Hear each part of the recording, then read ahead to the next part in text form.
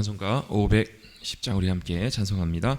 하나님의 진리 등대 길이 빛나니 우리들도 등대되어 주의 사랑 비추세. 우리 작은 불을 켜서 험한 바다 비추세. 물에 빠져 헤매느니 건져내어 살리세. 죄의 밤은 깊어가고 성난 물결 설렌다. 어디 불빛 없는 가고 찾는 물이 많구나. 우리 작은 불을 켜서 험한 바다 비추세. 물에 빠져 헤매느니 건져내어 살리세. 너희들 불도 두어라. 거친 바다 비춰라. 빛을 찾아 헤매느니 생명선에 건져라. 우리 작은 불을 켜서 험한 바다 비추세. 물에 빠져 헤매느니 건져내어 살리세.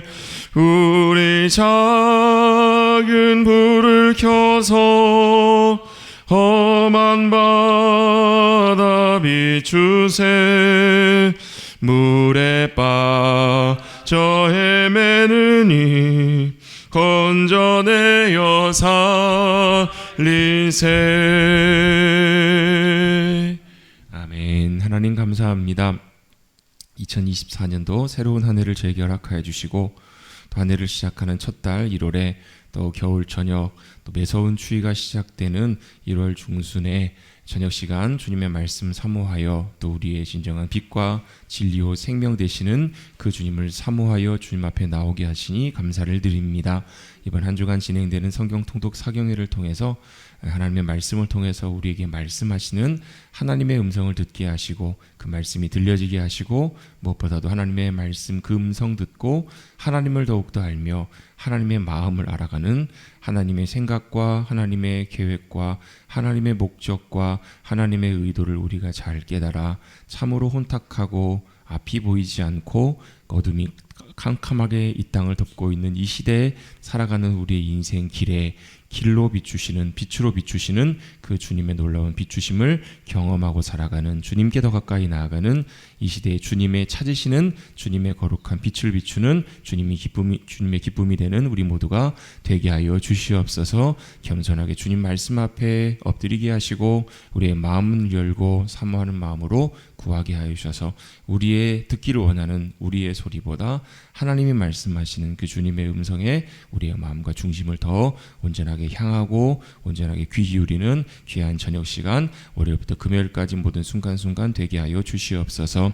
특별히 성령님 역사하셔서 말씀을 기록하게 하신 분도 성령님이시기에 말씀을 듣고 깨닫게 하시고 보고 듣게 하시는 분도 성령님이심을 믿으며 성령님이 친히 함께 하셔서 이 시간 성령님의 역사하심을 통해서 우리에게 말씀해 주시는 깨닫게 하시는 참된 진리 말씀이신 주님 그 주님을 만나는 귀한 저녁 시간들 되게 하여 주시옵소서. 함께 해주시고 인도해 주실 것을 믿사오며 이 모든 시간에 주관자가 되시는 주님께 모든 걸 의탁하옵고 이 모든 말씀 거룩하신 예수님의 이름으로 기도드리옵나이다.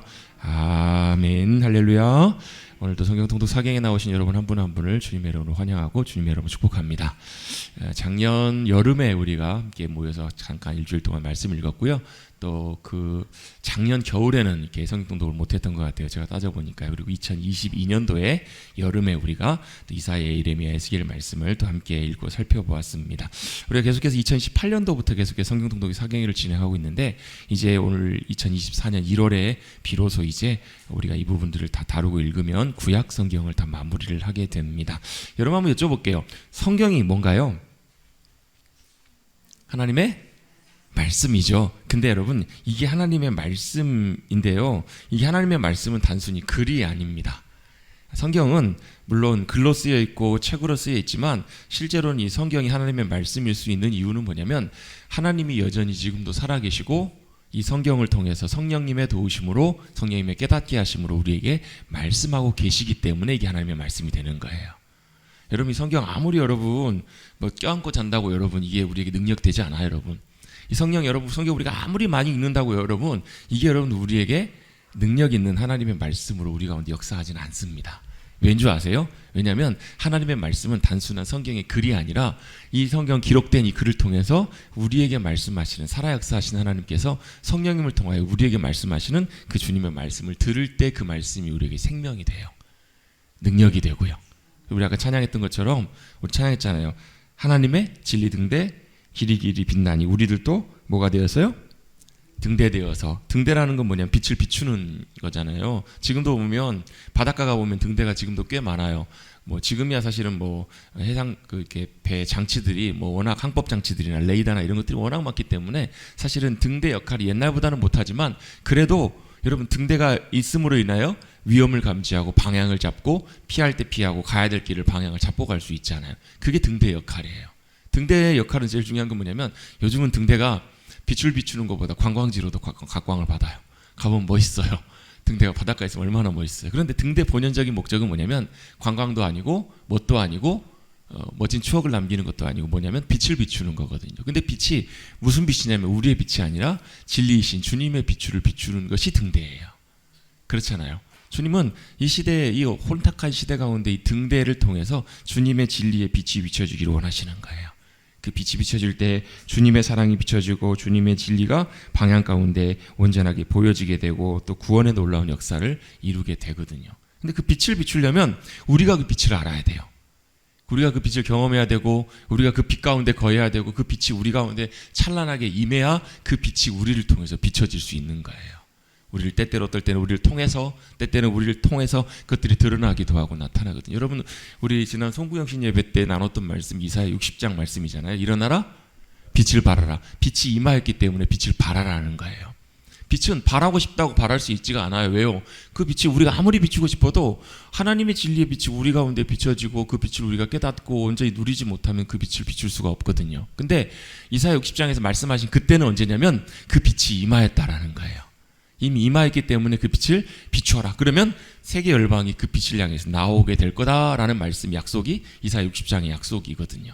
일어나라 빛을 발하라. 일어나라. 일어나라는 말은 이제 일어날 때 하나님의 때가 되었다라는 거예요. 여러분 하나님의 때는 언제예요? 우리는 잘 몰라요. 근데 분명한 것 하나는 뭐냐면 하나님의 때는 하나님이 아시고요. 또한 하나님의 때는 뭐 하냐면 준비된 때에 주님이 역사하신다라는 거예요. 참 중요한 부분들입니다. 일어나라. 일어나십시다. 이번 한 주간에 우리 말씀 읽으면서 다 일어나서 읽을까? 옛날에는요 하나님 말씀을 읽을 때 기도할 때 다 서서 했거든요. 다 일어나서 읽고 말씀을 읽고 기도할 때도 다 서서 기도하고 그랬거든요. 찬양할 때도 다 서서 찬양. 제가 예전에 그 대학교 4학년 때인가 숙제를 교수님이 과목이 내주셔가지고 이제 우리 기독교 우리만 배우는 것이 아니라 여러 종교들 다양한 종교들을 이제 경험해보고 이제 거기서 숙제를 내준 것들을 연구를 해야 되는데 제가 어디를 갔냐면 성공회 그 성당을 한번 간 적이 있어요. 성공회라는 게 뭐냐면 이제 영국에도 굉장히 많이 있고요. 또 동방정교회 제가 죄송합니다. 성공회 아니에요. 동방정교회 교회를 다녀왔네요. 저기 마포에 가보면 서울 마포에 동방정교회 그 성당이 있어요. 동방정교회는 그 우리 서방 그 기독교와 동방교회가 이렇게 나중에 역사를 통해 갈라지면서 서방 종교는 로마를 중심으로 해가지고 로마 카톨릭, 천주교라고 하는 로마 카톨릭으로 이렇게 발전하게 됐고 동방정교회는 지금도 러시아나 그 엊그저께 우리 러시아 대통령 누군지 아시죠? 푸틴 대통령이 뭘 했냐면 그 동방정교회는 우리하고 성탄절이 좀 달라요. 동방정교회는 성탄절이 1월 6일인가 그래요. 좀 날짜가 달라요. 그러면 25일이 예수님의 생일이에요? 아니면 1월 6일이 예수님 생일이에요? 몰라요. 예수님의 생일은 정확하게 사실은 성경에 안 기록되어 있어요. 몰라요. 그냥 후대에 우리가 그렇게 날짜를 잡아서 그렇게 성탄절을 지키는 거죠. 그래서 그럼 꼭 12월 25일 예수님이 태어나셨나? 그건 아니에요.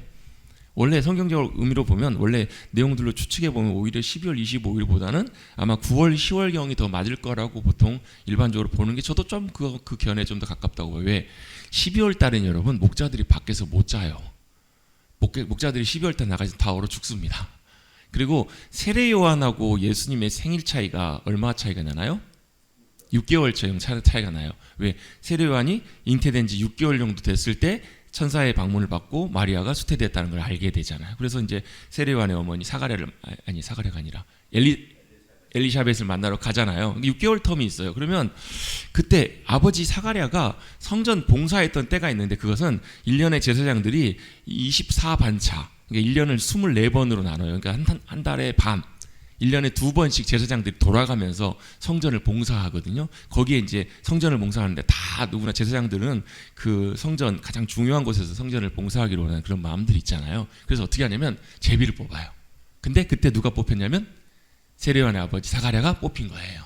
그때 거기에 이제 성전에 분향하러 들어갔다가 누가요? 천사의 방문을 받아요. 말을 못하게 되잖아요. 그럼 그때 그 반차를 세례 요한의 그 아버지 사가랴의 그 순서를 이렇게 어느 정도 추측해 보면 요쯤 되겠다라고 유대인들이 이걸 추측해 놓은 그 일정들이 있어요. 그걸 놓고 볼 때 대략 아마 9월 10월경, 그래서 성경의 절기대로 아마 초막절쯤에 예수님이 태어나신 것이 아닌가라고 추측하는 그런 견해들 입장이 있어요.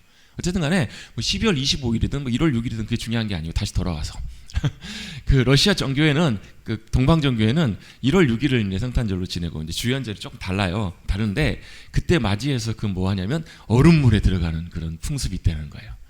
참 이해할 수 없어. 예수님 태어나신 거하고 얼음물 들어가는 거 뭔 상관인지. 그렇게 깨끗하게 씻고 싶은가 봐요. 그렇게 씻고 싶으면 마음을 새롭게 씻지. 쓸데없이 물에 들어가가지고 씻으면서 막 그걸 했어요. 동방정교회 설교 설명하려고 좀 달라요. 여러 가지 많은 것들이 달라요. 그래서 그 동방정교회 옛날에 중심지였던, 옛날에는 그 이스탄불 터키가 그쪽이 이제 동방정교회의 본산이었는데 나중에 이제 이슬람이 그쪽을 점령하면서 지금은 터키나 이쪽이 이슬람이 이제 주로 많이 이렇게 이제 많이 영향력을 미치는 지역이 됐잖아요. 이슬람 국가가 됐잖아요, 터키가. 근데 그렇게 동방정교회 요렇게 하는 것들을 보면서 제가 이제 거기에 예배 이제 다시 돌아와서 어디로 돌아오냐면 제가 거기 갔다 왔다고요. 동방정교회 성당을 갔다 왔는데 예배를 토요일 날 드리는데 몇 시간을 드리는 줄 아세요? 얼마 안 드리더라고요. 2시간 반인가 3시간인가 예배를 드려요. 근데 재밌는 것이요. 이제 주로 이제 많은 분들이 예배를 안 드리고 이제 소수의 분들이 예배를 드리는데 2시간 반 동안 예배를 드리는데 서서 예배를 드리더라고요. 2시간 반 동안. 와, 제가 이제 일주일 동안 학교 다니고 이제 토요일 날 피곤한데 토요일 날 오후 시간에 가가지고 예배를 드리니까 예배가 어떻게 되냐면요, 잔잔한 조용한 목소리 이렇게 하고 때때로 어떨 때는 향 이렇게 있잖아요. 그 옛날 유럽 이런 데 보신 적 있는지 모르겠어요. 유럽에 성당에서 가끔 그렇게 하잖아요. 이렇게 향 이렇게 해가지고 향 이렇게 하는 거, 그것도 하고 이렇게 순서를 여러 가지를 하는데 너무 재밌어가지고 서서 졸아봤어요. 제가 동방정교회 예배를 드리면서 서서 졸았어요. 지금도 동방정교회에서 예배를 드릴 때 서서 예배를 드리더라고요. 2시간 넘는 시간 동안에 하나님 말씀 앞에서 우리가 예배를 드릴 때 또 찬양하면서 또 기도하면서 서서 하는 것들 참 또 좋은 것 같아요. 때때는 엎드려서 하나님 말씀이기 때문에 겸손하게 서서 또 엎드려서 일어나서 주님 앞에 온전하게 우리가 반응하는 것들이 참 중요한 것 같아요. 우리의 마음과 중심이. 여러분, 우리가 마음으로 중심으로 하나님 앞에 온전하게 반응하고 온전하게 주님 말씀하실 때, 일어나라 말씀하실 때 잘 준비되어서 일어나서 주님의 참된 진리의 빛을 우리가 비출 수 있는 사랑하는 성도님들 되시기를 간절히 바랍니다. 그걸 하기 위해서 뭘 해야 되는가? 진리이신 그 주님의 놀라운 빛을 말씀을 통해서 우리가 경험해야 돼요. 말씀에 참 중요한 여러 가지 속성들이 있는데 우리가 방금 말씀을 성경을 하나님의 말씀이다라고 이렇게 함께 나눴어요. 하나님 말씀이 하나님 말씀일 수 있는 이유는 다른 경전들은요, 뭐예요? 과거에 기록되어 있는 진리를 기록해 놓은 거예요. 근데 하나님의 말씀은 이건 살아있는 진리라고 말할 수 있어요. 왜요? 이 말씀을 하시는 하나님께서 여전히 지금도 살아계신 하나님이시기 때문에 이걸 성경을 살아있는 하나님의 진리라고 말씀할 수 있어요. 그 말은 뭐냐면 이 말씀이 2000년 전에 2000 몇 년 전에 3000년 전에 기록되어 있는 하나님의 말씀이지만 3000년이 지난 지금도 여전히 그때 하나님의 사람을 통해서 말씀하셨던 그 말씀이 오늘을 살아가는 우리들에게도 동일하게 말씀하실 수 있다라는 거예요. 그걸 우리가 사모하고 듣고 깨닫는 것이 너무너무 중요해요. 그래서 하나님의 말씀은 뭘 하는 게 중요한가? 잘 듣는 것이 중요해요. 그럼 하나님의 말씀을 듣는 게 어떻게 듣는 것인가? 목사가 설교에서 그 말씀을 잘 듣는 게 하나님의 말씀을 듣는 것일까? 아니요, 목사는 그 통로의 역할을 하는 거예요. 목회자는 그 통로 역할을 하는 것이고, 성경을 읽을 때도 마찬가지예요. 성경도 뭐예요? 하나님의 말씀하시는 통로가 되는 거예요. 그래서 이걸 통해서 우리에게 말씀하시는 그 하나님의 나에게 하시는 말씀을 잘 듣는 것이 참 중요해요. 오늘 우리에게 하시는 말씀, 오늘 살아가는 우리들에게 하나님께서 뭘 말씀하시는가? 그러면 그 하나님의 말씀을 듣기 위해서 뭐가 굉장히 중요할까? 성경을 통해서 하나님의 마음을 아는 것이 참 중요합니다. 같이 한번 고백해 보겠습니다. 한번 해보겠습니다. 하나님의 마음을 아는 것이 참 우리에게 중요한 문제예요. 성경을 읽으면서 우리가 그래서 뭘 알아야 되는가? 하나님의 마음을 우리가 알기를 원하는 마음으로 성경을 읽어갈 필요가 있다. 특별히 우리가 이제 읽게 될 우리 소선지서 구약의 맨 뒷부분과 요 부분을 읽을 때는요, 어디에 우리가 좀 초점을 둬서 읽을 필요가 있는가? 뭐 성경 전체가 다 마찬가지지만 읽을 때 하나님의 마음을 알기를 원하는, 하나님의 마음이 어떠셨을까? 하나님이 어떤 마음으로 선지자들에게 말씀하셨을까? 아모스에게, 호세아에게 왜 이런 말씀을 하게 하셨을까? 그 하나님의 말씀을 우리가 좀 헤아려 보면서 하나님의 말씀을 우리가 읽어가고 귀 기울여가는 것들이 굉장히 중요해요. 말라기 4장 6절 말씀에 보면 그가 아버지의 마음을 자녀에게로 돌이키고 자녀의 마음을 그들의 아버지에게로 돌이키게 하리라. 그는 누구냐면 엘리야 다음에 오실 분이에요. 엘리야가 속히 와서 그가 아버지의 마음을 자녀에게로 돌이키고 자녀의 마음을 그들의 아버지께로 돌이키게 하리라 라고 말씀하시는 것들인데, 결국 이게 어느 시대 때 일어나게 될 것인가? 예수님 시대 때 일어나게 될 것이고, 뿐만 아니라 예수님 승천하신 다음에 성령님께서 우리 가운데 오셔서 하시는 중요한 일이 아버지의 마음을 우리에게 알게 하기를 원하신다라는 거예요. 아버지의 마음을 알면 그 자녀들은 어떻게 해요? 아버지의 마음을 알고 아버지께로 돌아가게 된다는 거예요. 여러분, 언제 효도하나요? 철들어야 효도합니다. 철들다는 건 뭐예요?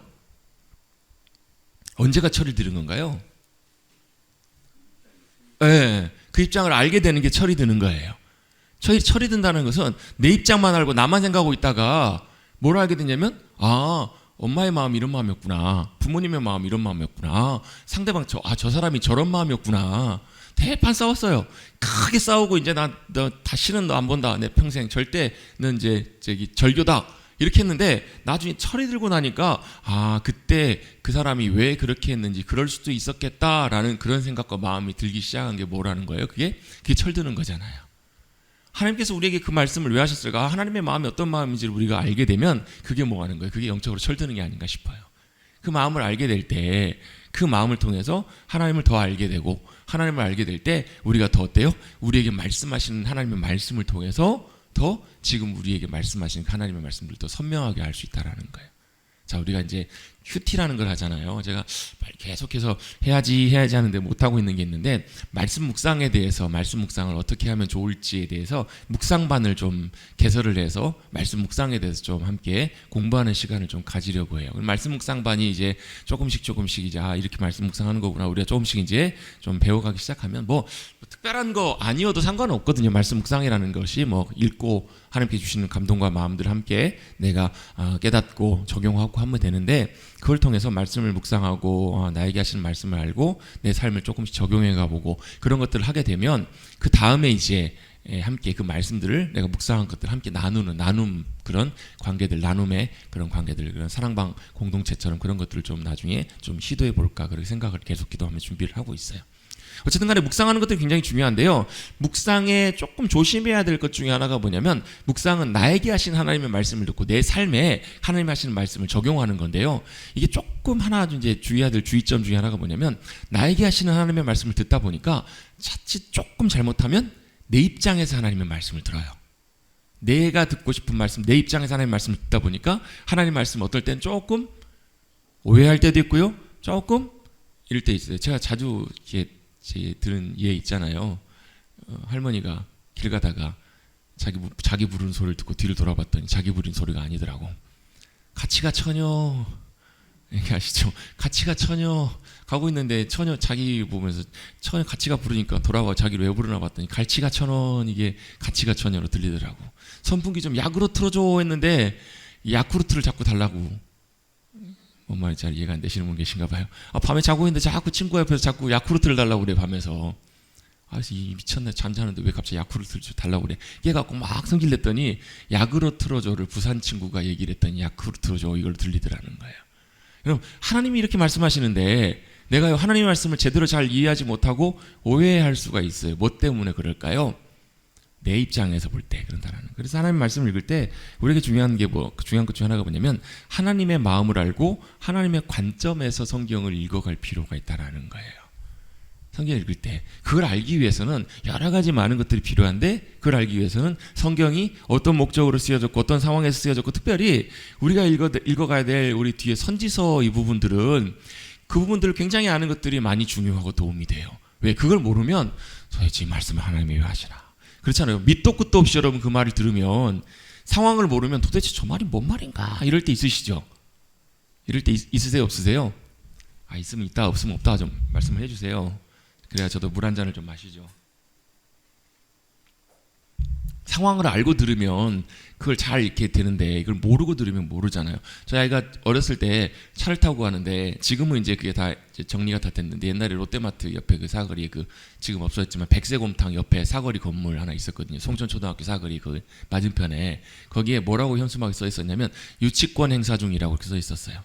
그게 이제 소송이 붙어가지고 소송이 있었나 봐요. 그래가지고 이제 갈등이 좀 있었던 것 같아요. 그래서 유치권 행사 중이라고 글 써 있었는데, 애가 초등학교 그때 몇 학년이었나? 5학년, 6학년, 중학교 1학년 때인가? 5학년, 6학년. 유치권 행사라는 말을 잘 몰라가지고 뭐라 그러냐면 유치원 행사 중이라고 그렇게 얘기를 하더라고요. 뭐 엄마 아빠 저기서 왜 저기 유치원 행사 중이를 하는 거야? 그걸 왜 써놨어? 그렇게 얘기를 하더라고요. 이게 뭐예요? 그 상황을 알고 배경을 알면, 저기 유치권 행사 중이면 그 글 하나만 딱 보고도 저게 소송이 있구나, 갈등이 있구나라는 걸 금방 알아채요. 근데 그걸 모르면 도대체 이게 뭔 얘기, 무슨 얘기 전혀 알 수가 없는 거예요. 똑같은 얘기를 해도 내가 분명히 아는 말인데 그 배경과 상황을 모르는 상황에서 갑자기 뜬금없이 누가 어떤 권사님 저한테 그 얘기를 하면 도대체 무슨 말이야?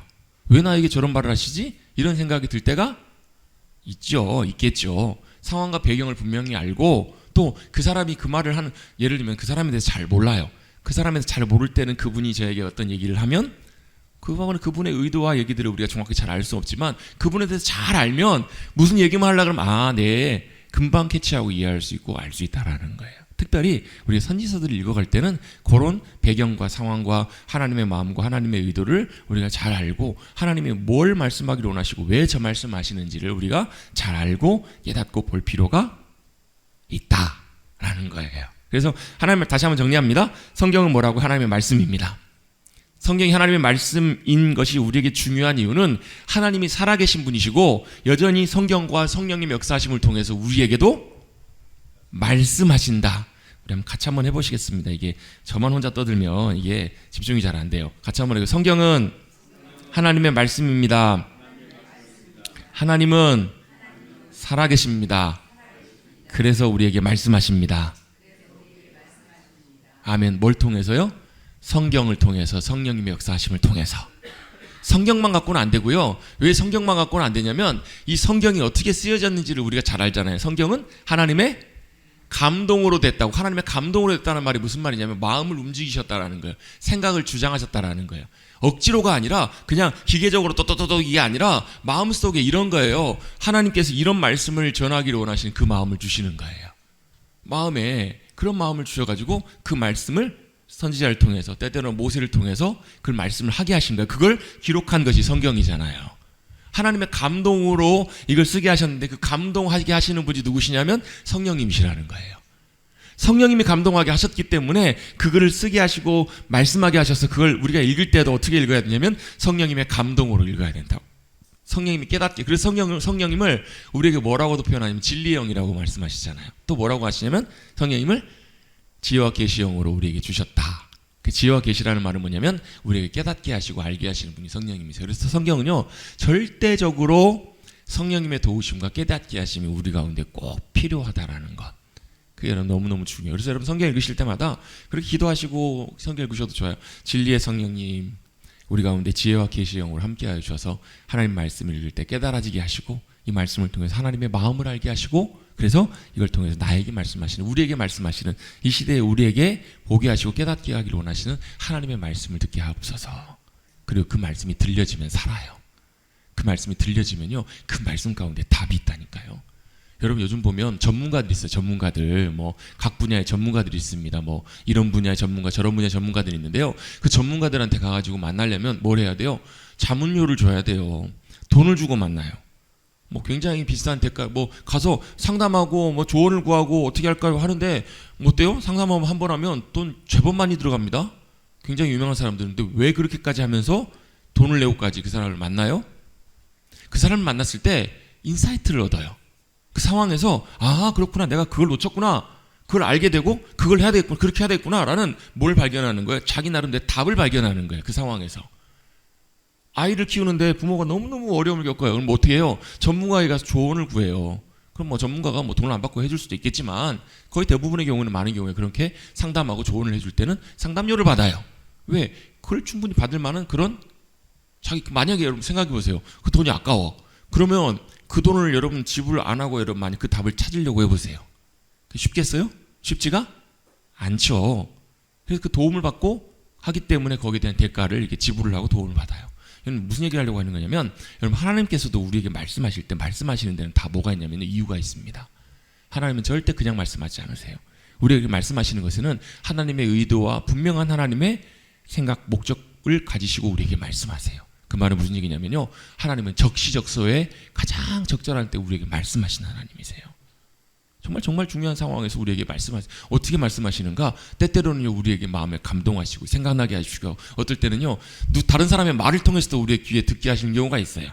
이게 어떻게 하는가? 우리 영혼에서 그것이 알아져요. 요한복음 10장에 보면 예수님께서 양은 목자의 음성을 듣는다라고 말씀하고 계시잖아요. 근데 어떻게 들어요? 그냥 알아요. 양이 목자의 음성을 어떻게 아나요? 들어봤기 때문에 내 목자의 음성이구나 내 목자구나 라고 안다고요. 어떻게 해요? 우리 안에 계신 성령님께서 우리의 영혼 가운데 그걸 알게 하세요. 그래서 그 음성이 들려질 때 확신이 생기고요. 그 음성이 들릴 때 평안이 생기고요. 저는 이제 그렇게 표현을 해요. 표현을 어떻게 표현하냐면 마치 여러분 낚싯바늘에 뭐가 팍 걸리듯이 그게 하나님의 말씀이고 하나님께서 우리에게 말씀해 주시는 음성으로 내게 들려지고 깨달아지면 마치 이게 낚싯바늘에 걸린 것처럼 탁 꿰어지는 것처럼 이렇게 딱 걸리는 게 있어요. 아 그렇구나 이게 있어요. 제가 지난달에 제가 그 이제 노예 이제 그 제가 맡은 게 있어가지고 그 이제 그 노예 목사님 장로님들을 모시고 저쪽 여수를 한번 다녀왔어요. 여수를 다녀왔는데 그 전날까지도 이제 사실 이제 우리 그 중고등부 전도사님 그 이제 후임 이제 뽑느라고 이제 그 때문에 이제 뭐 면접도 보고 굉장히 좀 복잡했는데 뭐 공공연하게 요즘 뭐 목사님들하고 뭐 얘기 나누면서 하는 얘기가 요즘 제일 어려운 게 교육전도사님 모시는 거라고. 왜냐하면 신학교에 학생들이 없으니까 차라리 뭐 안수받은 목사님들이나 이런 분들은 오히려 조금 더 청빙하기가 쉬운데 교육전사님은 사람이 없으니까 모시기가 너무 어렵다는 거예요. 뭐 가까이 있는 여기 한일장신대, 뭐 호남신학교, 뭐 서울에 있는 뭐 장신대, 뭐 다 어디를 봐도 신학생들이 없기 때문에 교육전사님 모시기 너무 어렵다라는 거예요. 그러니까 지원자가 없어요. 지원자가 한 2주, 3주 이렇게 계속 공고를 올리는데 그래도 이제 작년, 재작년 뭐 이렇게 올릴 때만 해도 그래도 뭐 한 뭐 7-8통 뭐 이렇게 몇 분씩 이렇게 지원하는 분도 있었는데 지원자가 거의 없는 거예요. 그래가지고 이게 이거 어떻게 하냐 난감하다 참 답답하다 이런 마음 이런 생각들이 들었거든요. 그래서 이제 그 얘기를 했더니 다른 목사님들도 다 그렇다는 거예요. 다른 목사님들도 그렇다니까 마치 제가 어떤 느낌이었냐면 마치 이게 푸념하듯이 하소연하듯이 요즘 뭐 교육전사님들 모시기가 진짜 하늘의 별 따기 같아요. 너무 어려워요. 교육전사님을 뽑는 게 아니라 모셔야 되는 그런 상황이라고. 다른 목사님들도 막 그런 이제 애로사항들 어려움들을 막 얘기를 하시더라고요. 막 이분 저분 얘기하고 그날도 이제 그 목사님들 장로님들 만나서 걷다 보니까 이제 그런 얘기를 저도 했어요. 하는데 걸어가고 있는데 갑자기 제 마음속에 하나님께서 어떤 감동 같은 게 하나님께서 그런 마음을 주신 것 같아요. 어떤 마음을 주시냐면 불평하지 말라는 거예요. 지원자가 없다고 불평하지 말고 자꾸 다른 사람들한테 그거 하소연하지 말라는 거예요. 그런 마음을 제 마음속에 딱 주시는 거예요. 그게 뭘 의미할까요, 여러분? 뭘 의미할까요? 상황이 그렇다라는 거예요. 제가 느낄 때는 그런 현실과 상황들이 참 어려운 시기이기 때문에 참 어렵다라는 것을 자꾸 저는 이제 얘기하고 다니는 거예요. 어떻게 보면 제 입장에서 보면 상황들을. 근데 그게 하나님 보실 때는 참 사실은 불편한 좋지 못한 그런 모습이셨던 거예요. 그래서 쉽게 말하면 조용해라는 거예요. 조용해라. 왜요? 그 모든 상황에는요 하나님의 계획이 있으시잖아요. 하나님 인도하심과 하나님의 준비하신 역사들이 있잖아요. 그게 뭐 어떤 역사인지 우리는 몰라요. 그게 우리 생각에는 최선이지만 하나님께서 어떻게 인도하실지 우리는 사실 잘 알 수 없어요. 왜? 그때그때 우리가 인도하시면 따라가는 거지, 우리가 1년 후, 어떻게 뭐 10년 후 그 뒤에까지 다 내다볼 수 없고 우리는 잘 모르기 때문에 그래요. 중요한 건 그때 우리에게 주신 하나님의 말씀을 잘 듣고 따라가는 게 중요한데, 그때 그런 말씀을 딱 하나님께 제 마음속에 주실 때 제가 그 순간에 깨달아지는 게 있었어요. 아, 차 싶어가지고요. 딱 그런 마음, 그런 생각이 딱 들자마자 제 입을 딱 닫았어요. 그러나서 그 다음부터는 그런 얘기를 안 해요. 웬만해서 잘 안 해요. 거의 안 해요. 왜요? 그리고 나서 하나님께서 이게 상황을 보면서 그런 생각 갖지 말고, 상황을 보면서 불평하고, 상황을 보면서 답답하다고 그렇게 걱정하지 말고 뭐 하라는 거예요? 신뢰하라는 거예요. 신뢰. 하나님의 인도하시면 신뢰하라는 거예요. 근데 재밌는 게요, 그런 마음 들고 그런 생각 딱 들어, 제가 이제 그 여수의 목사님들 이제 모셔놓은 운전해서 가서 모시고 가가지고 쭉 도는데요. 저도 이제 처음 가봤는데 여수에 가보니까 장도라는 데가 있더라고요. 장도. 저도 이제 여수 가봐서 이제 원래는 이제 오동도로 갈까 했는데 오동도는 너무 많이 가보셔가지고 마침 목사님이 그 바로 식사했던 옆에 장도라는 데가 있는데, 장도가 크지 않아요. 쭉 돌면 뭐 한 30분이면 충분히 30분, 1시간도 안 걸려. 30분? 뭐 20분, 30분 돌 수 있는 그 섬인데, 여기서 똑 돌아가지고 중간에 가다가 하나님께 제 마음속에 그런 마음을 주셔서 딱 멈췄어요. 근데 섬을 돌아가고 딱 나올 때요, 문자가 하나 왔어요. 무슨 문자가 왔을까요? 제가 지원하기를 원합니다 해가지고 이렇게 이력서를 제출하려고 하는데 어떻게 해야 됩니까? 이력서를 좀 제출합니다 해가지고 문자가 온 거예요. 어떤 분이, 한 분이. 그래가지고 뭐 이렇게 메일로 뭐 연락을 주세요. 그리고 기다리세요라고 이제 제가 문자를 보내고 말았어요. 그리고 이제 그 중고등 전사에 오신 전사님이 지금 전사님이세요. 보면 참 하나님께서 지금 참 적절한 시기에 적절한 분을 참 보내주셨다라는 그런 마음이 제 마음속에 참 많이 들어요. 여러 상황들 놓고 볼 때 다음 날 이제 지금 우리 오신 전사님을 새로 면접을 봐가지고 이렇게 결정을 하게 된 거예요. 이제 무슨 얘기를 드리려고 하는 거냐면, 여러분 그 상황 속에서 하나님께서 우리에게 말씀하실 때 딱 걸리는 게 있어요. 걸린다라는 게 우리의 상황 속에서 하나님께서 그걸 내게 깨닫게 하시는 게 있다고요. 내가 예를 들면 이 상황에서 멈춰야 될 때, 아니면 그 생각이나 그 마음들은 멈춰야 될. 그래서 여러분 하나님의 음성을 들으면, 하나님께서 우리에게 말씀하신 그 말씀이 우리에게 들려지면 어떤 일이 벌어지냐면 길이 보여요. 그 상황에서 내가 뭘 해야 될지 어떻게 해야 될지 그게 보인다고요, 여러분. 그게 하나님의 말씀하신 걸 우리가 듣는 분명한 확신의 증거 중에 하나예요. 그래서 여러분 우리 잘 아는 말씀 있잖아요. 시편 119편 105절 말씀에 보면 주의 말씀은 내 발의 등이요 내 길의 빛이니다. 여러분 그 말씀 정도는 여러분 암송하고 계십니다, 여러분. 창세기 1장 1절 암송하시는 것처럼, 요한복음 3장 16절 암송하시는 것처럼 그 말씀 정도는 우리가 이렇게 암송하고 알고 계셨으면 좋겠어요. 자, 하나님 말씀이 들려질 때 성령님을 통하여 성경에서 우리가 말씀하시는 그 음성을 우리가 듣게 되면요, 나에게 말씀하신 하나님의 음성을 딱 듣게 되면 뭐가 보이냐? 길이 보인다고요. 그 상황에서 내가 뭘 해야 되고 뭐가 문제이고, 그렇구나. 아까 이 표현 있잖아요. 걸린다라는 표현이 그런 표현이거든요. 하나님께서 내게 지금 이걸 말씀하시고 이걸 하길 원하시는구나라는 것을 그 순간에 깨닫게 된다고, 알게 된다고요. 그걸 알기 위해서 뭘 우리가 아는 것이 유익한가? 하나님의 마음을 아는 것이 참 중요해요. 그럼 다시 한번 정리합니다. 성경은 하나님의 말씀입니다. 하나님이 살아계시고 여전히 우리에게 뭐 하시기 때문에, 말씀하신 하나님이시기 때문에 뭘 통해서요? 성경과 성령님의 역사하심을 통해서 나에게 말씀하시는, 우리에게 말씀하시는 하나님의 음성을, 하나님의 말씀을 들을 필요가 있다고요. 근데 그 하나님의 말씀을 잘 듣기 위해서는 뭐가 중요하다고요? 내 입장에서 보는 것이 아니라 하나님의 마음, 하나님의 관점에서 하나님의 마음을 알아야 그게 보인다고요. 그래서 우리가 성경을 읽어갈 때, 특별히 선지서들을 읽어갈 때는요, 어떤 상황에서 하나님께서 그 선지자에게 말씀하셨는지, 왜 호세아에게 그런 명령을 하셨는지, 호세아 같은 경우에도 보면요, 참 어떻게 보면 뭐라고 표현해야 될까요? 이제 그 북이스라엘의 예레미야라고도 뭐 별명을 붙이시는 분 계세요.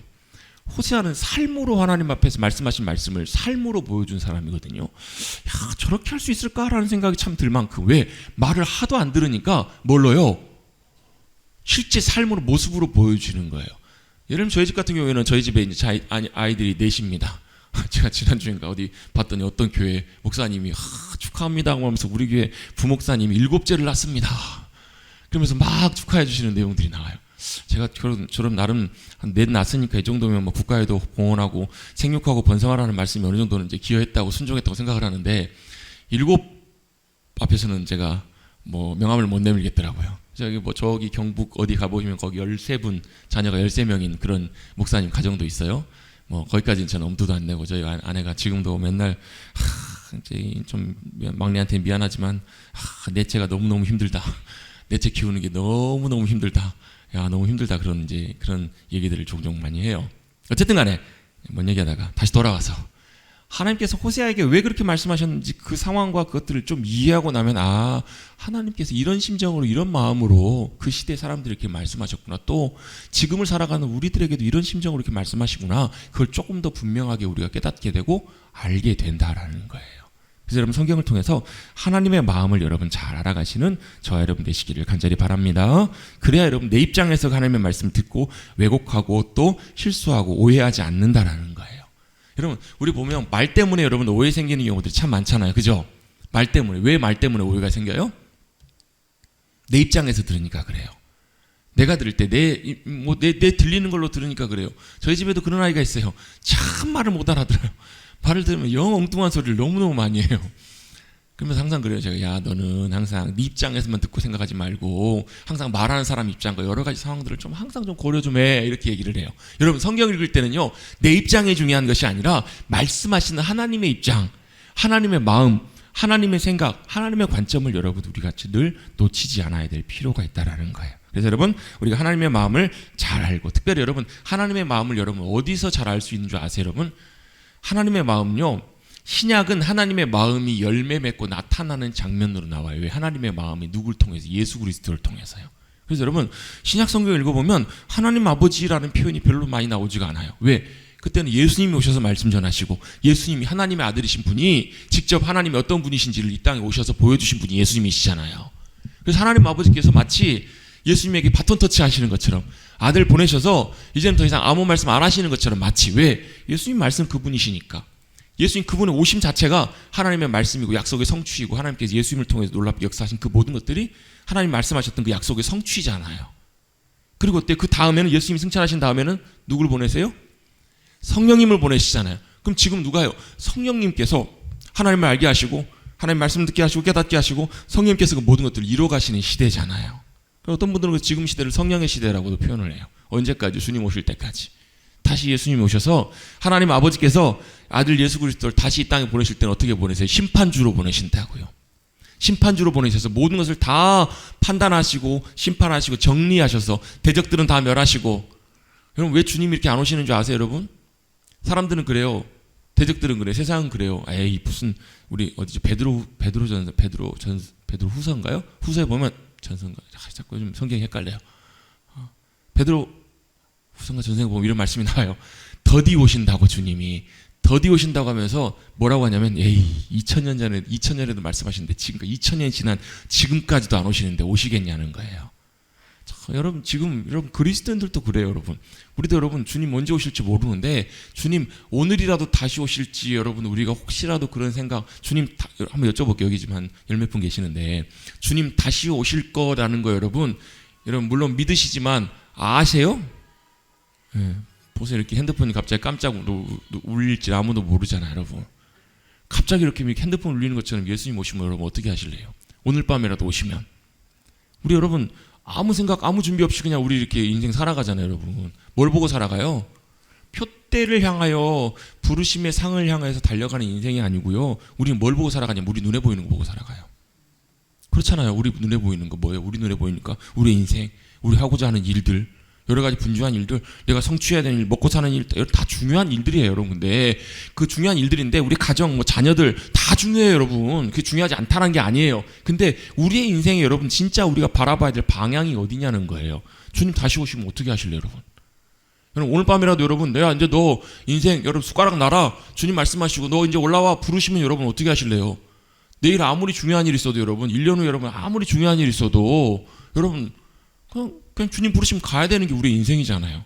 그러면 우리 방향이 우리의 목적이 우리의 삶의 부르심이 뭘 향해서 달려가고 뭘 위해 준비하고 가고 있어야 되냐는 거예요. 여러분 지혜로운 다섯 처녀 여러분 미련한 다섯 처녀가 여러분 남의 일이 아니에요 여러분. 예? 여러분 정말 잘 준비하고 계세요? 왜 대답을 못 하세요? 아니 질문을 드렸으면 여쭤봤으면 대답을 하세요. 잘 준비하고 계세요 여러분? 하루를 살더라도 여러분 1년을 살더라도 여러분 10년 20년 우리 한길승 권사님 그런 얘기를 하시더라고요. 예전에 한번 통화하면서 몇 주 전에 통화하면서 목사님 이유를 잘 모르겠어요. 왜요? 그랬더니 하나님이 내게 또 아직 뭘 더 맡겨놓으시고 뭘 해야 될 일이 남겨놓으셔서 나를 이렇게 조금씩 회복시켜 주시고 살려주시는지 잘 모르겠어요. 얘기를 하시더라고요. 저는 그렇게 믿어요. 뭐냐면 하나님은 하나님의 사명과 부르심과 계획이 맞춰질 때까지 하나님께서 우리를 이 땅에 거하게 하세요. 사도 바울처럼. 사도 바울도 뭐예요? 사도 바울도 어때요? 받으세요, 권사님. 반지 찾으신 전화 같은데 누가 뭔 일 있으신가? 사도 바울도 보세요. 뭐예요? 나는 차라리 육신에서 떠나서 아버지께로 가 있는 것이 내는 훨씬 더 유익이라는 거예요. 나 좋다라는 거예요. 쉽게 말하면 그 말 무슨 얘기예요? 이 땅에 사는 것보다 주님과 함께 사는 것이 내게 훨씬 더 유익이고 기쁨이다. 근데 뭐예요? 내가 그 사이에 끼어 있어. 근데 안 가는 것이 너희에게는 유익이야. 왜요? 하나님께서 사도 바울을 통해서 그 빌립보 교회 성도들에게 또 이 땅에 아직 남아있는 해야 될 하나님의 사명을 감당하게 하시기 위해서 아직 남겨놓으신 거예요. 그렇잖아요, 여러분. 왜 여러분 어떤 분은 좀 빨리 불러가시고 어떤 분은 좀 늦게 불러가실까? 우리는 다 이유는 몰라요. 다만 우리의 중요한 것은 우리의 인생이 끝나는 날은 언제예요? 주님의 부르심, 주님의 계획과 주님의 모든 일들이 맞춰질 때 주님께서 저와 여러분을 부르실 거예요. 그때 여러분 어떻게 해요? 할렐루야 아멘 잘 감사함으로 나가실 수 있는 사랑하는 성도님들 되시기를 간절히 바랍니다. 그게 뭐예요? 부르심의 상을 쫓아 나아가는 삶이에요. 표대를 향해서 나가는 삶이에요. 여러분의 표대는 무엇입니까?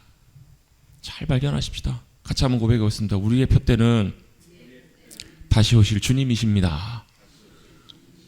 여러분 그 말은 여러분 종말론적으로만 생각한다는 말이 아니에요. 여러분 우리의 표대 되신 우리 주님, 왜 주님 다시 오신다고 말씀하셨으니까 다시 오셔서 모든 걸 다 완성하시고 처리하시고, 그때가 언제예요? 아버지가 가라고 하실 때. 아직까지 왜 안 오고 계세요? 아버지 하나님이 아직도 인내하면서 기다리고 계시는 거예요. 한 영혼 한 영혼이라도 조금이라도 더 돌이키고 조금이라도 회복시키고, 어느 누구라도 한 사람이라도. 그렇잖아요 여러분. 예수님이 그런 비유 하시잖아요. 천국 비유를 예를 드시면서 가라지를 뿌렸어요. 악한 사람이 와가지고. 가라지는 어때요? 뽑아야 되잖아요. 그 당시에는 그런 풍습이 있었대요. 가라지가 밭에 뿌려지면, 가라지가 쉽게 말하면 잡초가 자라면 빨리 뽑아야 그게 뭐라는 거예요. 아, 저 밭의 주인은 참 부지런하고 성실하고 참 좋은 주인이다 라고 사람들이 이렇게 평가를 했다는 거예요. 근데 가라지가 그대로 자라고 있으면 뭐라는 거예요? 어휴 저 게으른 주인, 어휴 저 좋지 못한 성실한 불성실한 주인, 이런 소리를 들었다라는 거예요. 그럼 어떻게 해야 돼? 가라지를 빨리 뽑아야 되잖아요. 빨리 뽑아야 되잖아요. 아마 여기 계신 분들 중에서도 아마 성질 급해갖고 아마 가라지 보기만 하면 다 뽑아버리실 분도 계실 거예요. 아마 가만 못 그런 분 있으시죠? 못 견디시는 분. 하나님이 만약에 그러셨으면 진작에 여러분, 진작에 뭐 노아 홍수가 일어났을 때 몇백 번이 일어났을 거고, 진작에 주님 오셔서 다 갈아엎어 버리셨을 거예요. 근데 뭐예요? 뭐라고 말씀하세요? 가만두어라. 악한 자가 와가지고 뿌렸나 보다. 혹시라도 그거 뽑다가 밀 그 벼 하나 뽑을까 염려되니까 가만두어라. 나중에 뭐 하겠다라는 거예요? 다 추수할 때 나중에 다 그때 정리하시겠다라는 거예요. 왜 세상 가운데 아기를 두시는가? 왜 주님이 아직 안 오시는가? 그 이유 중에 하나는 뭐예요? 한 영혼이라도, 마지막 한 영혼이라도 주님께 돌아올 하나님의 기회와 하나님이 긍휼과 은혜를 베푸시는 그 마음이 있으시기 때문에 주님이 지금까지 기다리시는 거예요. 근데 여러분, 주님 언제 오실지 몰라. 지금 시대를 보니까 주님 모르겠어요, 언제 오실지. 근데 분명한 거 하나는 뭐냐면, 이제 주님 오실 때가 그다지 그렇게 먼 것 같지는 않아요. 여러분 잘 준비하십시다. 잘 준비하시잖아요. 그 때를 기다리시면서 언제 주님 오셔서 모든 걸 통치하실 때, 그때까지 뭐예요? 성령님께서 우리 가운데 함께 하시면서 역사하시는 보혜사로 주장하시는 때기 때문에 그래요. 그래서 우리가 뭘 하는 게 중요해요? 하나님의 마음을 알기 위해서는요, 다시 또르르 돌아가 봐야 돼요. 어디로요? 하나님의 마음을 가장 잘 알기 좋은 곳이 바로 어디냐면 구약이에요. 구약 성경을 통해서 하나님의 마음을 참 잘 알기가 좋아요. 여러분, 하나님의 마음이 뭔데? 여러분, 큰 하나님의 마음과 의도를 알아야죠. 여러분, 성경을 읽을 때 여러분, 성경을 통해서 하나님의 의도와 마음이 무엇인지를 알고 읽어야 성경이 여러분 뭐가 돼요? 성경이 쫙 줄이 선다니까요. 우리 사랑하는 성도님들, 성경이 줄이 세워질 수 있게 되기를 바랍니다. 무슨 말이에요? 이게 성경이 쫙 한눈에 보인다고요. 많이만 읽는다고 되는 것은 아니에요. 뭘 알아야 돼요? 아, 하나님이 저래서 그렇게 말씀하시는구나. 죄송하지만 저도 제가 성경을 통독을 처음 했던 게 96년, 97년이에요. 제가 대학 가서 성경을 이제 그때부터 처음 성경 통독이라는 걸 접하고, 97년도에 한 번 더 성경 통독을 하고 군대를 갔어요. 갔다 와가지고 또 2001년 뭐 이렇게 성경 통독하고 2003년, 4년 이렇게 쭉 성경을 읽으면서, 성경 통독이라는 게 사실 원래는 성경을 통으로 읽는 거거든요. 성경 통독이라는 게 그냥 성경을 쭉 읽어가는 게 아니라 성경을 통째로 다 같이 읽는 거예요. 어디서부터 창세기부터 계시록까지 한 번에 앉아가지고 계속 읽어가는 거예요. 여러분, 쉬지 않고. 성경을 왜 통으로 읽는가? 여러분, 책도 그렇고 드라마도 그렇고 처음부터 끝까지를 잘 보고 읽어봐야 그게 무슨 말인지 알잖아요. 근데 어떤 책은요, 처음부터 끝까지 잘 읽어봐도 뭔 말인지 잘 모르겠어요. 그럼 어떻게 해야 돼요? 다시 읽어봐야 돼요. 처음부터 끝까지. 다시 읽어도 잘 모르겠어요. 그럼 어떻게 해야 돼요? 또 읽어도 잘 안 돼요. 그럼 어떻게 해야 되냐면요. 그 내용을 조금 알고 잘 설명해 줄 수 있는 사람의 설명을 들으면 참 좋아요. 제가 책을 참 잘 못 읽어요. 책을 한 권 읽는데 막 6개월 이상씩 걸리기도 해요. 한 번 읽으면 10페이지, 20페이지를 잘 못 읽어요. 굉장히 저는 책을 좀 성격상 깊이 읽는 성격인 것 같아요. 잘 못 읽어요. 그러면 막 어떤 책은 막 900페이지 이런 책 있거든요. 이런 책 읽는 방법이 있습니다. 어떻게 읽는 줄 아세요? 그 책을 잘 읽고 이해하고 설명해 줄 수 있는 분의 설명을 듣고 읽어요. 그러면요, 겁나 쉬워요. 진짜 쉬워요. 이 내용을 전체를 알고 들으면 참 쉬워요. 그래서 성경 통독하는 거는 그렇게 도움을 받으면서 우리가 성경 읽는 거야. 아, 성경은 이렇게 기록돼 있고 이런 목적과 의도를 갖고 기록돼 있다. 제가 계속 요즘 뭐 수요일 날 또 성경 다시 창세기 나누면서 또 주일 날도 나누면서 다시 강조하는 거 있죠. 하나님께 천지 만물을 왜 지으셨는지, 하나님과 사랑하는 사람들과 함께 사시려고. 그게 창조의 목적이라고요. 그래서 여러분, 하나님께 사랑하시면, 여러분 왜 우리가 여러분 교회 다니는 줄 아세요? 여러분 왜 신앙생활 하는 줄 아세요? 우리 옛날에 그랬어요. 옛날에 우리 신앙생활 하면 천국 가려고, 예수님 잘 믿고 천국 가려고. 맞죠? 맞아요, 틀려요? 맞아요. 천국이 뭔데요? 천국이 뭔지 몰라. 천국이 천국이죠. 천국이 뭐냐면 천이 무슨 천자예요? 하늘 천자예요. 국, 나라국, 하늘 나라라는 말이에요. 근데 여러분, 천국이란 말이 성경에서는 37번밖에 안 나와요. 근데 그것도 다 어디만 나오냐면 마태복음에만 36번이 나와요. 디모데후서에서 1번 나오고. 왜 천국이 우리 맨날 천국, 예수 천당, 불신지옥 하잖아요. 근데 왜 천국이 이렇게밖에 안 나올까? 그건 여러분 부름 차이예요. 원래는 하나님의 나라라는 의미가 조금 더 큰 의미예요. 천국은 뭐냐면 하늘에 있는 나라예요. 하늘에 있는 나라는 뭔데요? 하늘에 하나님께서 다스리시는 나라가 하늘나라예요. 그래서 여러분, 그 하늘의 나라는 뭐냐면 우리가 죽은 다음에만 가게 될 나라가 아니라 주님이 다스리시는 곳, 주님이 통치하시고 역사하시는 곳이 하늘나라고, 그걸 주님은 천지 창조하시면서 어디에요? 이 땅에 그대로. 그래서 여러분, 제가 자주 설명하는 표현이 있거든요. 그게 뭐냐면, 유대인들은 하나님의 천지 창조를 이렇게 이해를 해요. 첫째 날에 빛을 만드시고 둘째 날에 궁창을 만드세요. 궁창은 큰 공간이에요. 공간, 빈 공간. 이제 뭐 궁창하면 창공이 여러분 그 푸른 하늘을 창공이라고 하잖아요. 그게 어떤 하늘인지 개념은 정확하게는 알 수 없지만 중요한 건 뭐냐면 이 궁창 위에다가 물을 두세요. 물을. 그리고 궁창 아래에다가 물을 두신다고. 그 말은 뭐냐면 밑에도 물, 위에도 물이라는 거예요. 위에도 물이고 밑에도 물인데, 이걸 뭐 창조가 가시는 분들은 우리 지구를 둘러싸고 있는데 어떤 보호막 같은 비닐하우스처럼 이렇게 둘러싸고 있는 것이 있었다, 이렇게 설명하는 분도 계시는데요. 유대인들은 성경을 이렇게 이해를 해요. 하늘의 위에 물이 땅을 향해서 뭐 하는 거예요? 서로 뭐 하는 거예요? 비추는 거예요. 반영이라고 하잖아요. 반영이 뭐예요, 여러분? 서로 비춰지는 거예요. 그래서 하나님이 이걸 만드시고 천지를 창조하시는 의도가 이거다. 뭐라는 거예요? 하늘의 하나님 나라. 하늘에 이걸 어떻게 영적인 하나님의 나라로도 표현할 수 있을지도 모르겠어요. 하늘의 하나님 나라를 어디에다가요? 이 땅 가운데 뭐 하시겠다라는 거예요? 그대로 반영하시겠다라는 거예요. 만드시겠다라는 거예요. 그 대표적인 예 중에 하나가 뭐냐면 성막을 만들어요. 하나님께 성막을 왜 만드세요? 성막을 뭐하러 만드시냐면, 이렇게 성막 이렇게 만들면 안 돼요. 이 성막의 그림이 이게 아니야. 성막을 이렇게 만들려고 하시잖아요. 이렇게 지성소가 있고 이렇게 바깥들이 있고 출입문 이렇게 있어요. 번제단 있고. 성막을 왜 만들려고 하세요? 내가 너희 가운데 거하려고. 성경 한번 읽어보십시다. 출애굽기 29장입니다. 제가 설교 시간에는 사실 시간이 없어서 성경을 못 읽을 때가 되게 많은데요. 찾아보고 싶은데 출애굽기 29장 말씀 한번 찾아볼게요. 출애굽기 29장 42절부터 46절까지 말씀입니다.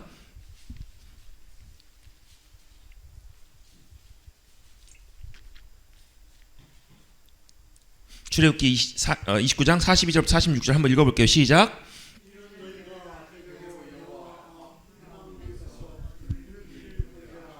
내가 거기서 너희와 만나고 내게 말하리라.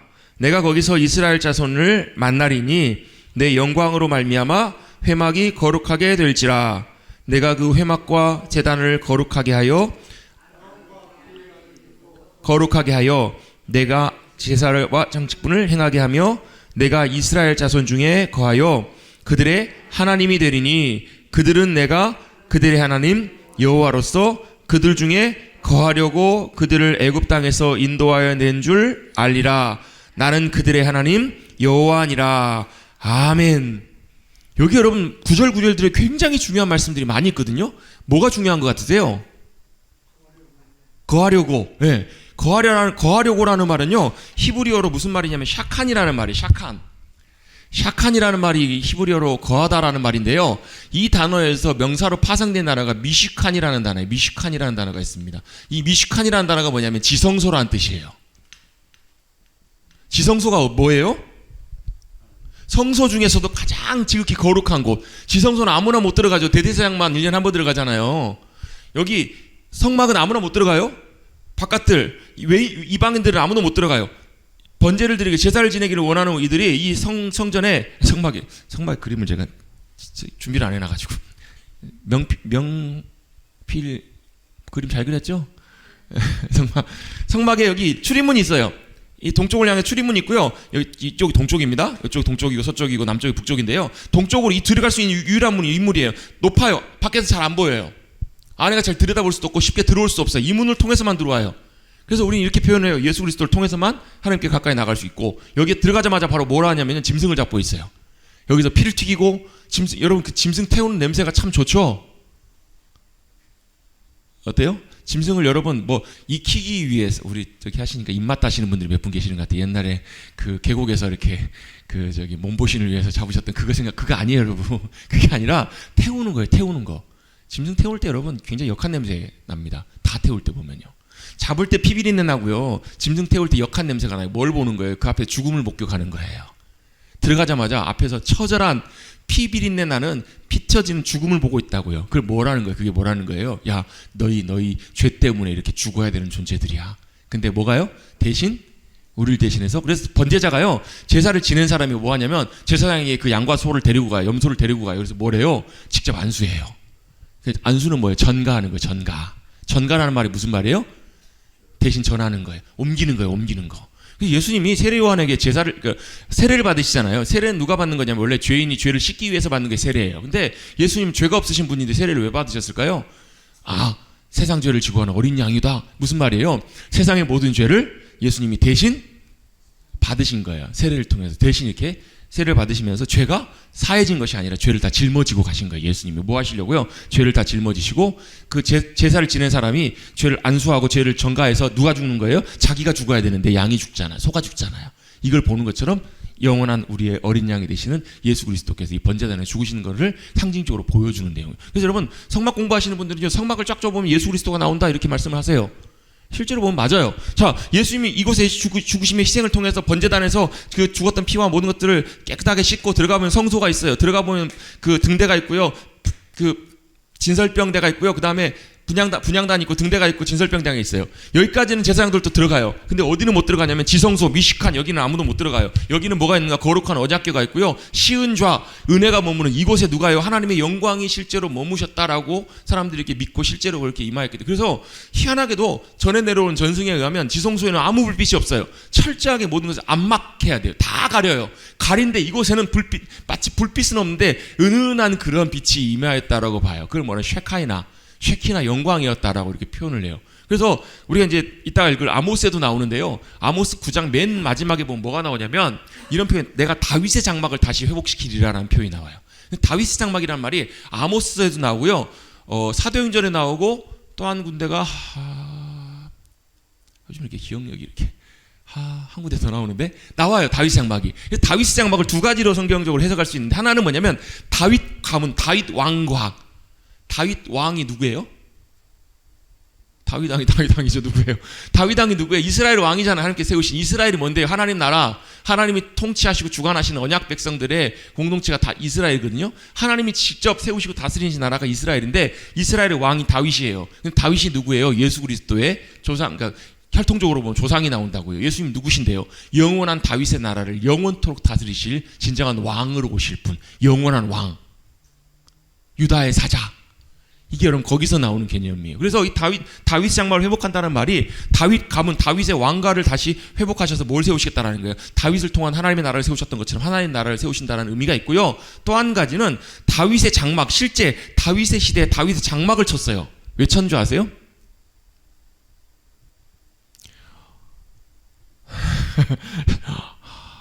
도대체 이게 뭔 소리요?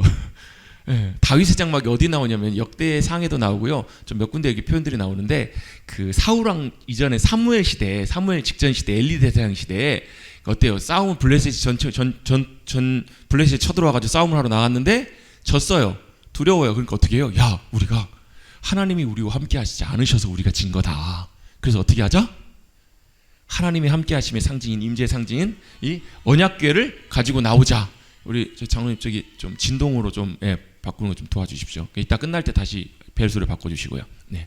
자, 이걸 들고 나가면 뭐 할 거다라는 거. 하나님이 우리와 함께 하실 거다. 이 사람들이 이렇게 믿은 거예요. 여러분, 옛날에 영화 보면요, 드라큘라 나올 때 어떻게 십자가 들고 물러가라. 절대 안 물러갑니다. 드라큘라도 없을 뿐더러 십자가 든다고 여러분 귀신 물러나지 않아요. 여러분, 뭐 성호 긋는다고 이게 아니고요, 십자가가 중요한 것이 아니라 십자가를 통해서 역사하시는 주님의 능력과 권세가 중요한 것이지 언약궤 들고 나간다고 여러분 하나님이 함께 하시는가, 그게 아니에요. 이미 하나님께서 엘리 세상에 여러 번 경고하셨고요, 심각하게 경고하셨어요. 그런다고 여러분 이게 언약궤 들고 나간다고 하나님이 함께 하시는가, 그게 아니라는 거예요. 박살이 나잖아요. 그리고 언약궤까지 빼앗겨요. 그 소리를 듣고 엘리는 충격을 받아서 뒤로 쓰러져가지고 목이 부러져 죽습니다. 홈니와 비느하스의 아내죠. 비느하스 아내가 진통을 하다가 그 소식을 듣고 아마 조기 진통을 했던 것 같아요. 죽어가면서 아이를 낳아요. 이가봇, 영광이 떠났다 라는 뜻이에요. 이름의 뜻이 하나님의 영광이 떠났다. 그래가지고 어때, 이 언약궤를 빼앗기잖아요. 블레셋에 쳐들어가가지고 여러분 돌아온 얘기냐 아시잖아요. 막 거기에 막 전염병 일어나고 그 다곤신이 다 쓰러지고 막 이래가지고 결국 야, 이거 우리 있으면 큰일 나겠다. 이스라엘의 신이 노하셨다 해가지고 어떻게 돌려보내잖아요. 베세메스 암소를 통해 돌아오고 막 아시 기랏 여아림에 가가지고 다 아시죠 여러분? 성경 좀 읽읍시다. 사무엘상에 보면 그 얘기 다 나와요. 이야기가 사무엘상 내용이 나와요. 그 언약궤가 방치돼 있어요. 언제까지? 다윗의 시대에. 그래서 다윗이 왕이 된 다음에 너무너무 마음이 아파해요. 나는 이렇게 왕이 돼가지고 이렇게 왕궁에 있는데 하나님이 여호와 하나님은 저곳에 쉽게 말하면 그냥 방치돼 있다라는 거예요. 그래갖고 어떻게 해요? 그 여호와의 언약궤를 메어 올라오고 예루살렘으로 올라오잖아요. 얼마나 그 다윗이 좋았는지. 왜? 그가 그렇게 사모하고 사랑했던 하나님의 영광 임재가 언약궤거든요. 그래갖고 정말로 사모하고 기쁨을 옷이 벗겨진지도 모르고 이렇게 춤추면서 언약궤를 올려와가지고 어떻게 예루살렘 성에 딱 갖다 놓고 어떻게 해요? 성전이 언제 지어져요? 네, 솔로몬 때. 몰라서 대답 안 하신 거 아니시죠? 다윗이 아니고 솔로몬 때 성전 지어졌습니다. 성경 퀴즈 대회를 좀 해야 되려나 봐요. 이게 성경을 좀 하고 좀 해야 되려나 봐요. 성경에 대한 지식들도 좀 우리가 진짜 우리 한번 장로님들 한번 계획해갖고 한번 해보십시다. 우리 해가지고 범위 딱 주고 해갖고 성경 퀴즈 대회 진짜 좀 해야 될 것 같아요. 팀 만들어가지고 다들 성경에 대한 기본적인 좀 이해와 스토리를 아는 것도 중요한 것 같아요. 자, 그래가지고 성전이 지어질 때까지 이 언약궤가 어디 있었는가? 예루살렘에 있었는데 그때 다윗이 어떻게 장막을 쳤어요? 그 언약궤를 위해서. 근데 뭐 전에 내려온 이야기에 의해서는 그 성막이, 그러니까 원래 언약궤는 제사장만 볼 수 있는 완전히 밀폐된 지성소에 있어야 되는데 그때 다윗의 장막은 그 주변에 있는 사람들이 그 언약궤를 바라보면서 찬양할 수 있는, 그게 거기서 나오는 게 헤만과 아삽과 여두둔이에요. 그게 역대상에 나오는 다윗이 언약궤를 놓고요, 그 주변에다가 누굴요, 찬양하는 사람들을 불러서 세워요. 순서를 세워놓고 맡겨가지고 악기를 연주하면서 찬양하는 사람들이 있고 많은 사람들이 거기 다 나와서 뭐 하는 거예요? 이때 하는 찬양 무슨 찬양인 줄 아세요? 어떤 찬양인 것 같으세요? 이때는요, 언약궤에 임재하신 하나님의 영광을 보면서 그들이 찬양해요. 예를 들면 이런 거예요. 하나님 위대하십니다. 하나님 신실하십니다. 하나님 참으로 아름답고 참으로 놀라우신 주님이십니다. 그걸 실제로 바라보면서 찬양을 했다고, 예배를 했다고. 이때 언제요? 계속 돌아가면서 224시간 365일. 이걸 뭐라고 표현하면 다윗의 장막이라고 표현을 해요. 그래서 예전에 한 20년 전에 스카프레너 목사님이 다윗의 장막이라는 찬양팀을 만들었을 때 이게 뭐예요? 우리가 전심으로 우리가 여러분 찬양이, 여러분 우리 지금 찬양은 좀 그런 게 되게 많아요. 사람들을 하고 사람 흥을 돋구기 위해서 그런 찬양인데, 여러분 찬양의 목적과 방향은요, 절대로 여러분 1%도 여러분 절대 양보할 수 없는 게 뭐냐면, 찬양은 하나님께만 드려지는 게 찬양이에요. 그래서 저는 이렇게 잘 설명을 드려요. 우리가 찬양을 온전하게 알기 위해서는 음악을 싹 빼봐야 된다고. 음악을 싹 빼보고 음악이 없어도 음악이 싹 빠진 다음에, 우리는 찬양하면 음악이 생각나거든요. 노래가 생각나고 연주가 생각나는데 그걸 싹 빼놓고 거기에 뭐가 남냐는 거예요. 거기에 뭐가요? 하나님 그분을 바라보며 그분의 위대하심과 그분의 선하심과 그분의 사랑과 행하신 놀라운 일들을 고백하고 우리의 마음으로 그 주님을 기뻐하고 높이고 있는가? 그게 진짜 찬양이라는 거예요. 그게 아니면 여러분 우리 찬양이 온전한 찬양일 수가 없는 거예요. 그걸 하도록 다윗이 여기다 세우는 거예요. 챙겨놓은 거예요. 여기다 만들어 놓은 거예요. 그래서 이때 놀랍게 다윗 장막을 회복하신다는 표현이 나오고요. 다시 이제 이 얘기는 참고고, 이게 이제 사도행전 16장에 나오는 다윗 장막을 회복시키시리라라는 의미에서 두 가지로 이제 설명을 할 수 있고 해석을 할 수 있다라는 거예요. 다시 돌아갑니다. 어디로요? 미시칸으로. 이 미시칸은 뭐 하는 곳이에요? 하나님의 영광 가운데 머무시는 곳이라고요. 함께 하시는 곳이라고. 뭐 하시려고? 거하시려고. 왜 거하시는데요? 거기에 우리 아까 출애굽기 29장 보시면요, 한번 42절부터 한번 살펴볼게요. 자, 너희가 대대로 여호와 앞에 회막문에서 드릴 번제라는 거예요. 너희가 제사를 드려요. 아침 저녁으로 항상 제사를 드려요. 그 제사가 번제인데 내가 거기서 뭐 하신다고요? 여기서 나는 하나님이세요. 여호와 하나님께서 너희와 뭐 하신다고요? 만나 주신대요. 어디서요? 저기서 회막에서 만나 주신대. 또 뭐 하신대요? 말씀하신다는 거예요. 자, 우리 하나님을 만난다. 하나님을 만나길 원합니다. 이 의미 가운데요, 중요한 의미가 뭐냐면 우리에게 말씀하시는 하나님, 그 말씀하시는 그 주님의 음성을 듣는 거예요. 어디서요? 저곳에서. 내가 너희를 거기서 만나고 거기서 말하리라. 내가 거기서 이스라엘 자손을 만나리니 내 영광으로 말미암아 회막이 거룩하게 될지. 그래서 여러분, 하나님을 만난 사람들은 하나님의 영광으로 채워지게 돼요. 하나님의 거룩하심과 하나님의 은혜가 우리를 새롭게 하신다고요. 그래서 하나님 만난 사람은 반드시 달라요. 옛날에 만났다고요? 계속 만나셔야 돼요. 매일매일 새롭게 만날 때마다 우리의 영혼이 새로워져요. 모세가 시내산에서 하나님을 만나고 왔더니 어떤 일이 벌어졌죠? 얼굴에 광채가 나요. 여러분, 옆에 계신 분들 얼굴 한번 보십시다. 광채가 나는지 안 나는지. 모세가 얼마나, 사실 그게 쉽지 않았으면 사람들이 볼 때마다 두려워하니까, 왜 하나님의 여호와의 영광이 자신의 얼굴 통해서 비춰지니까 모래 얼굴을 수건으로 가리고 나갈 만큼. 나중에는 모세도요, 이미 그 영광빛이 사라졌는데도 수건을 계속 가리고 나가요. 왠지 아세요? 그런 것처럼. 이게 실제 성경에 보면 나와요. 그 얘기 내용들이. 자, 보세요. 하나님께서 만나셔서 그걸 거룩하게 하리라. 그리고 나서 내가 그 회막과 제단을 거룩하게 하여 아론과 그의 아들들도 제사장들도 거룩하게 하여 내가 제사장분을 감당하게 하며. 45절입니다. 45절 다시 한번 읽어볼게요. 시작. 내가 이스라엘 거하여 그들의 하나님이 되리니. 두 가지가 나옵니다. 거하여라는 말이 나오고 또 한 가지 뭐예요? 내가 너희의 하나님이 되리라는 거예요. 여러분, 자, 다시 한번 정리합니다. 성경이 하나님의 말씀인데요, 하나님의 말씀의 핵심 내용이 뭔지 아세요? 하나님의 말씀이 성경인데 성경의 내용을 하나로 딱 줄여보면 뭐라고 할 수 있는가? 하나님의 말씀을 딱 하나로 줄여보면요, 같이 한번 해보겠습니다. 약속, 언약, 약속, 언약이라고 할 수 있다고요. 약속, 언약. 그래서 여러분, 성경을 구약하고 신약이라고 부르는 이유가 약속의 책이라는 거예요. 언약의 책이라는 거예요. 왜요? 하나님이 말씀하시면 어때요? 그대로 되는 거니까. 하나님 말씀하시는 건 그냥 허투루 말씀하시는 것이 아니라 하나님이 그 일을 이루시겠다라는 거예요. 빛이 있으라 말씀하셨더니 그대로 되니라. 그렇잖아요. 그대로 되니라. 이게 하나님의 말씀이기 때문에 하나님이 말씀하시면 그게 우리의 뭐가 된다고? 약속이 된다고요. 그럼 하나님의 약속이 뭔데요? 뭘 약속하셨는데요? 땅 사주신대요? 짜장면 사주신대요? 뭐 해주신대요? 우리 보면 하나님 약속들이 많아요. 보면 내가 너희를 치료하는 여호와니라, 내가 너희의 승리의 여호와다, 뭐 두려워 말라, 뭐 이런 약속들, 많은 약속들이 나와요. 그걸 여러분 하나로 쫙 줄여보면 뭐라고 줄일 수 있을까요? 김세엽 장로님 눈이 마주쳐가지고 장로님 뭐라고 줄일 수 있을까요? 뭐라고 줄일 수 있을까요? 이걸 뭐라고 줄일 수 있냐면 이렇게 줄일 수 있습니다. 내가 너희 하나님이고 너희 내 백성이다라는 거예요. 내가 너희 하나님이라는 거예요. 약속이, 하나님의 약속의 말씀이. 자, 제가 구약을 나눌 때마다 항상 언급하고 넘어가는 말씀이 있는데요, 이 말씀을 잘 이해하는 게 참 중요해요. 이걸 먼저 한번 보십시다. 우리 항상 제가 자주 나누는 말씀이죠. 이 말씀 우리 3절 4절부터 원래 읽어야 되는데 3절 4절은 빠져있네요. 출애굽기 19장 3절부터 6절까지 말씀이 어디서 하신 말씀이냐면 시내산에서 하나님께서 하신 말씀이에요. 시내산에서 뭐 하시는데, 시내산은요, 하나님과 이스라엘 백성들이 쉽게 말하면 약속을 맺는 자리예요. 다른 표현, 우리 표현을 쉽게 말씀드리면 결혼식 하는 자리라고. 결혼식을 왜 해요? 사랑하니까 결혼하잖아요. 잘 따라오고 계시죠? 여러분 그냥 대답하시기 싫으면 고개라도 끄덕끄덕 해드려야 제가 여러분 이해했는지 안 했는지 알아요. 자, 사랑하니까 결혼하는 거예요. 그죠? 아니, 성경이 하나님 우리 사랑하신다 그러셨잖아요. 참. 아니, 사랑하셨으니까 창조하셔갖고 에덴 동산에 같이 사셨잖아요. 근데 에덴 동산에서 결국은 그들이 쫓겨나요. 왜? 범죄함으로 말미암아 하나님과의 관계가 깨어져서 쫓겨나게 되잖아요. 근데 하나님이 못 잊으신다고요. 그래서 어떻게 찾아오세요? 끊임없이 찾아오신다고. 하나님이 찾아오셔서 뭐 하시려고? 함께 하시려고. 그게 하나님의 사랑이에요. 사랑하셔서 뭐 하시려고요? 사랑하면 결혼해요. 결혼해 여러분 제일 중요한 게 뭐예요? 서약. 뭐 하겠다라는 거예요? 내가 당신만을 사랑합니다. 그래서 당신만을 사랑하겠습니다. 이게 여러분 결혼 서약이 제일 중요한 내용이잖아요. 요즘 보면 결혼식이 참 재밌어요, 그죠?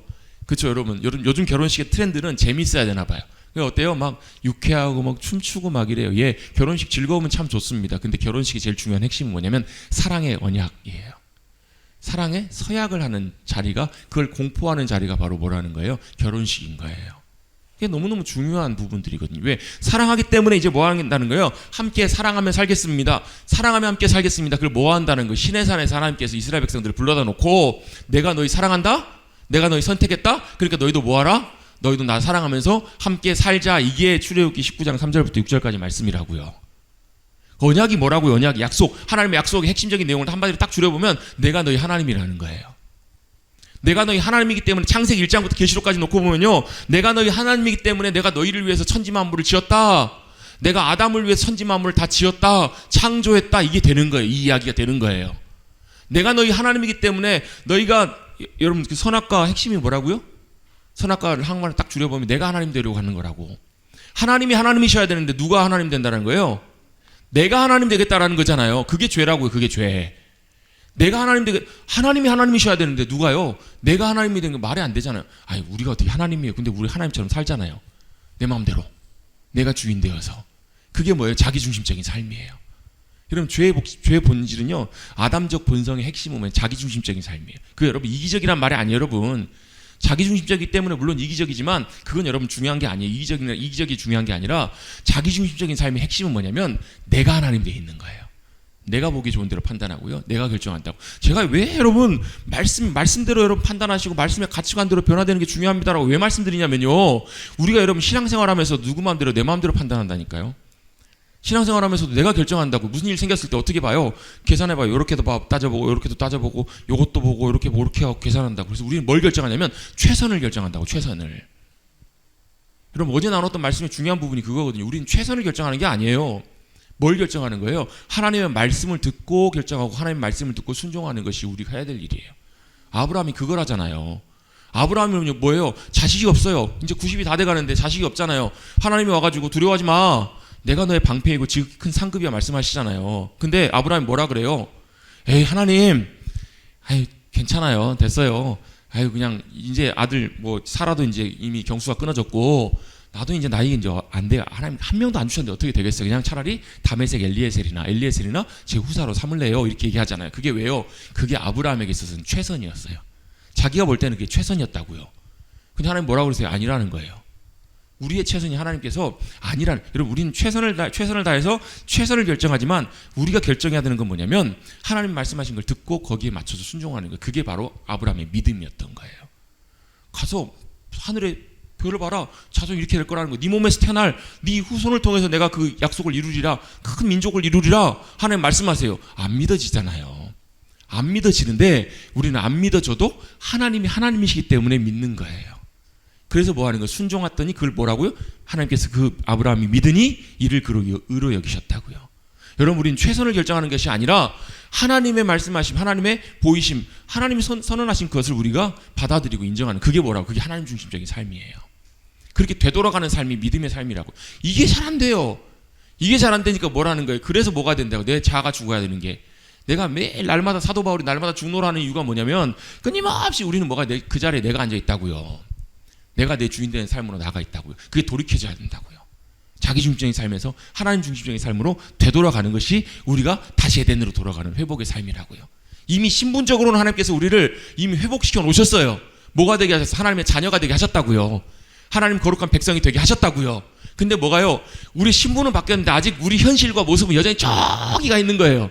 그러니까 뭐예요? 날마다 하나님께서 우리를 어떨 때때로 광야같이 우리를 훈련하시고 연단하시면서 우리를 베껴가시는 거예요. 뭘요? 애굽을 베껴가시는 거예요. 광야의 40년 시간은요, 뭐 하는 시간이냐면 우리의 애굽에서의 삶을 베껴가시는 시간이시라는 거예요. 우리 애굽의 삶을 빼내신다고. 세상의 삶을 어떻게 해요? 이전에는 이렇게 행동했어. 예전에 이렇게 판단해. 여러분, 교회 안에도 그런 거 되게 많은 거 아세요, 여러분? 우리 여러분 교회 신앙생활 하면서도 그렇게 당연히 해왔으니까 그렇게, 또 마땅히 그랬으니까 그렇게 해요. 당연히 다 그렇게 하니까, 또 우리 지금까지 뭐 세상에서 다 이렇게 하니까 교회에서도 그렇게 해요. 그게 아니고 여러분, 교회는 뭐가요?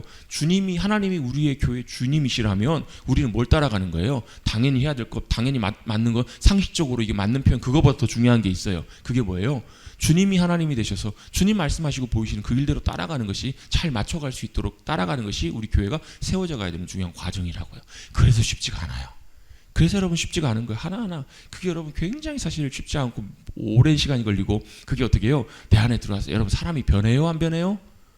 안 변해요. 얼마나 안 변해요? 죽어도 안 변해요. 그래서 어떻게 해야 돼? 죽어야 변해요. 그래야 내 자아가 죽어야 변한다고. 그래서 여러분, 끊임없이 주님께서 내가 그리스도와 함께 십자가에 못 박혔나니, 내가 왜 주님께 십자가에 죽으셨기 때문에 내가 죽은 자로 간주하라고 하는 것이 그거예요. 여러분, 내가 죽으면요, 툭툭 건드려도 못 일어나요. 내가 죽으면 여러분, 누가 와가지고 막 뭐 이렇게 함부로 막 뭐 놀리고 막 속을 뒤집어지게 해도 안 일어나요. 죽었으니까.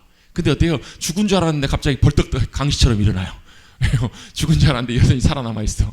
끊임없이 그 과정을 통해서 어떻게 하나님 중심적인 삶으로 돌아온다고. 다시 돌아옵니다.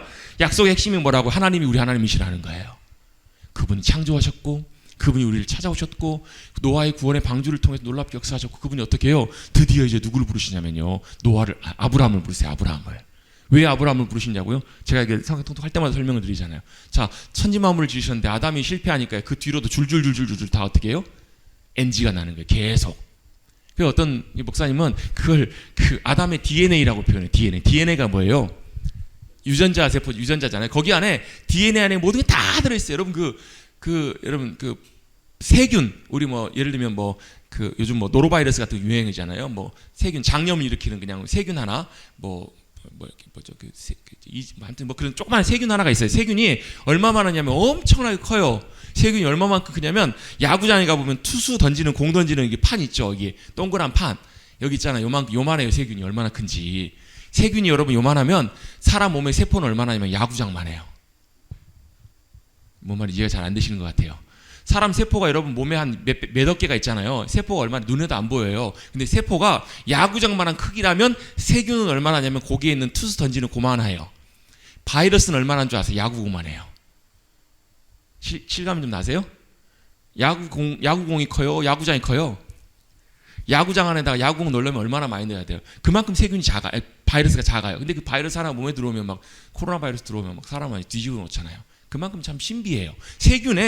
그 세균 하나에 그 DNA, 유전자 정보를 쫙 풀어보면요, 세균 하나의 유전자 정보 안에 얼마만큼 들어있냐면 백과사전 한 10권 정도의 분량이 포함되어 있대요. 그 안에 내용에. 그 희한하게 사람이 아들을 낳았더니 똑같은 애가 나왔어. 어떻게 해요? 그 안에는 아버지와 어머니의 유전자가 기가 막히게 만나가지고 유전자 정보를 통해서 그 아이의 유전자 정보가 만들어져서 그대로 되는 거예요. 그게 하나 어긋나면 장애가 생기는 거예요. 그거 하나가 문제가 생기면 여러분 정상적인 생활하기가 어려운 그 문제들이 생겨요. 그만큼 하나님께서 기가 막히게 만들어 오셨다고요. 거기 인간의 뭐가요? 인간의 죄성이, 인간의 아담의 실수가 인간 그 자손으로 뒤로 넘어오기 시작하니까 그 다음 세대에 살인이 일어나잖아요. 아담의 죄가 그 다음에 얼마 못 가가지고 온 땅에 죄가 가득 채워져요. 하나님께서 어떻게 하세요? 그래서 도저히 더 이상 안 되겠다 싶어가지고 세상을 어떻게 싹 깨끗하게 쓸어버리시는 거예요. 여러분, 하다 안 되면요, 결국은 어떻게 다 갖다 버려야 돼요. 하다 살리다 안 되면 다 갖다 버려야 됩니다. 더 이상 살릴 수가 없으면 다 버려야 돼. 하나님이 노아의 시대 다 쓸어버리십니다. 그리고 어떻게 해요? 의로운 사람, 하나님께서 인정해 주셨던, 온전하게 믿음으로 행했던 노아를 통해서 다시 시작하시길 원하신 거예요. 역사를. 하나님의 나라의 역사를. 근데 그 노아의 아들들 셈, 함, 야벳을 통해서 시작했던 그 역사가 어떻게 끝나요? 바벨탑으로 끝나잖아요. 바벨탑이 뭐예요? 우리가 하나님을 대적해서 높아지자는 거예요. 우리의 이름을 내자. 이게 바벨탑이에요. 하나님께서 어떻게 보면 제 표현으로는 그래요. 하나님 이제는 안 되겠다, 틀렸다 하셔가지고 누구를 세우시냐면 하나님이 특별하게 사람을 세우세요. 그 사람이 누구예요? 아브라함을 통해서 뭐하게 하시겠다고? 모든 사람을 다 하나님께서 역사하시는 것이 아니라 아브라함 한 사람 바꾸셔가지고 아브라함 한 사람을 통해서 뭐하게 하시겠다라는 거예요. 하나님의 일과 하나님의 역사하심과 하나님의 귀한 것들을 나타내 보이시겠다라는 거예요. 그게 뭐예요? 믿음의 역사예요. 아브라함을 통해서. 그래서 뭐예요? 아브라함에게 내가 너를 복을 주고 네가 뭐가 되겠다는 거예요. 세상에 복이 되게 하겠다라는 거예요. 그래서 여러분, 이 그림 제가 성경 통독할 때마다 보여드린 그림이죠. 이 그림 보시면 이 그림 이거 있죠. 이게 뭐예요? 이게 뭐냐면 이게 지금 평면으로 그려졌어. 그런데 세상에 많은 나라들이 있어요. 주변에 보면 뭐 애굽도 있고 블레셋도 있고요. 막 여러 나라들이 있어요. 지금으로 보면 뭐 미국도 있고 러시아도 있고 다 있어요. 그 가운데 뭐가 있어요? 이스라엘이 있다고. 이스라엘이 이스라엘 뭐 별로 표시해놨지만 이스라엘이 뭐예요? 하나님과 이스라엘 특별한 관계예요. 하나님이 이스라엘 뭘로 삼으셨다고? 복의 통로로 삼으셨다고요. 생명의 통로로 삼으셨다고요. 하나님을 세상 모르는 사람들이 누굴 통해서 알아요? 저 통로를 통해서 보는 거예요. 믿음의 자녀들, 믿음의 나라를 통해서 하나님이 어떤 분이신지, 하나님 살아계시고 역사하시고 하나님의 복과 하나님 행하심이 무엇인지를 저걸 통해서 보게 하시는 거예요. 이해가 되세요? 이걸 뭘요? 출애굽기 19장 3절부터 6절까지에 말씀해 놓으셨다고요. 왜요? 출애굽기 19장 3절부터 6절이 뭔데요? 사랑, 결혼식장이라고요. 결혼식장에 서로 사랑을 서약하는 거예요. 내가 너희를 사랑해서 모았다라는 거예요. 3절에 보시면 뭐라고 나오냐면 내가 너희를 뭐 했다고요? 내가 너희를 애굽 땅 종되어짐에서 독수리가 새끼를 낳아 얼음같이 내가 너희를 내게로 인도했다라는 거예요. 하나님께서 누구를요? 애굽에서 종살이하고 있었던 이스라엘을 인도해 내셨다고요. 아멘? 뭐 하시려고요? 하나님께로 나오게 하신 거예요. 시내산으로 오게 하신 것이 아니라 시내산에 왔지만 하나님께로 인도하셔서 뭐가 되게 하셨다고? 5절 6절 네, 5절 6절 4절까지가 그 말씀이죠. 한번 출애굽기 19장 3절 4절에 보시면, 자, 모세가 하나님 앞에 올라간 여호와께서 산에서 그를 불러 말씀하시되 너는 이같이 야곱에게 말하고 이스라엘 자손들에게 말하라. 내가 애굽 사람들에게 어떻게 행하였음과 내가 어떻게 독수리 날개로 너희를 업어 내게로 인도하였음을 너희가 보았다라는 거예요. 실제로 봤잖아요. 바로 직전에 출애굽 어떻게 하게 되는지 그들이 실제로 경험했어요. 홍해를 어떻게 건너는지 그들이 목도했습니다. 그 이유가 뭐라고요? 하나님께로 나오게 하려고. 자, 바로를 모세를 하나님께서 바로에게 보내세요. 뭐 하라고 보내세요?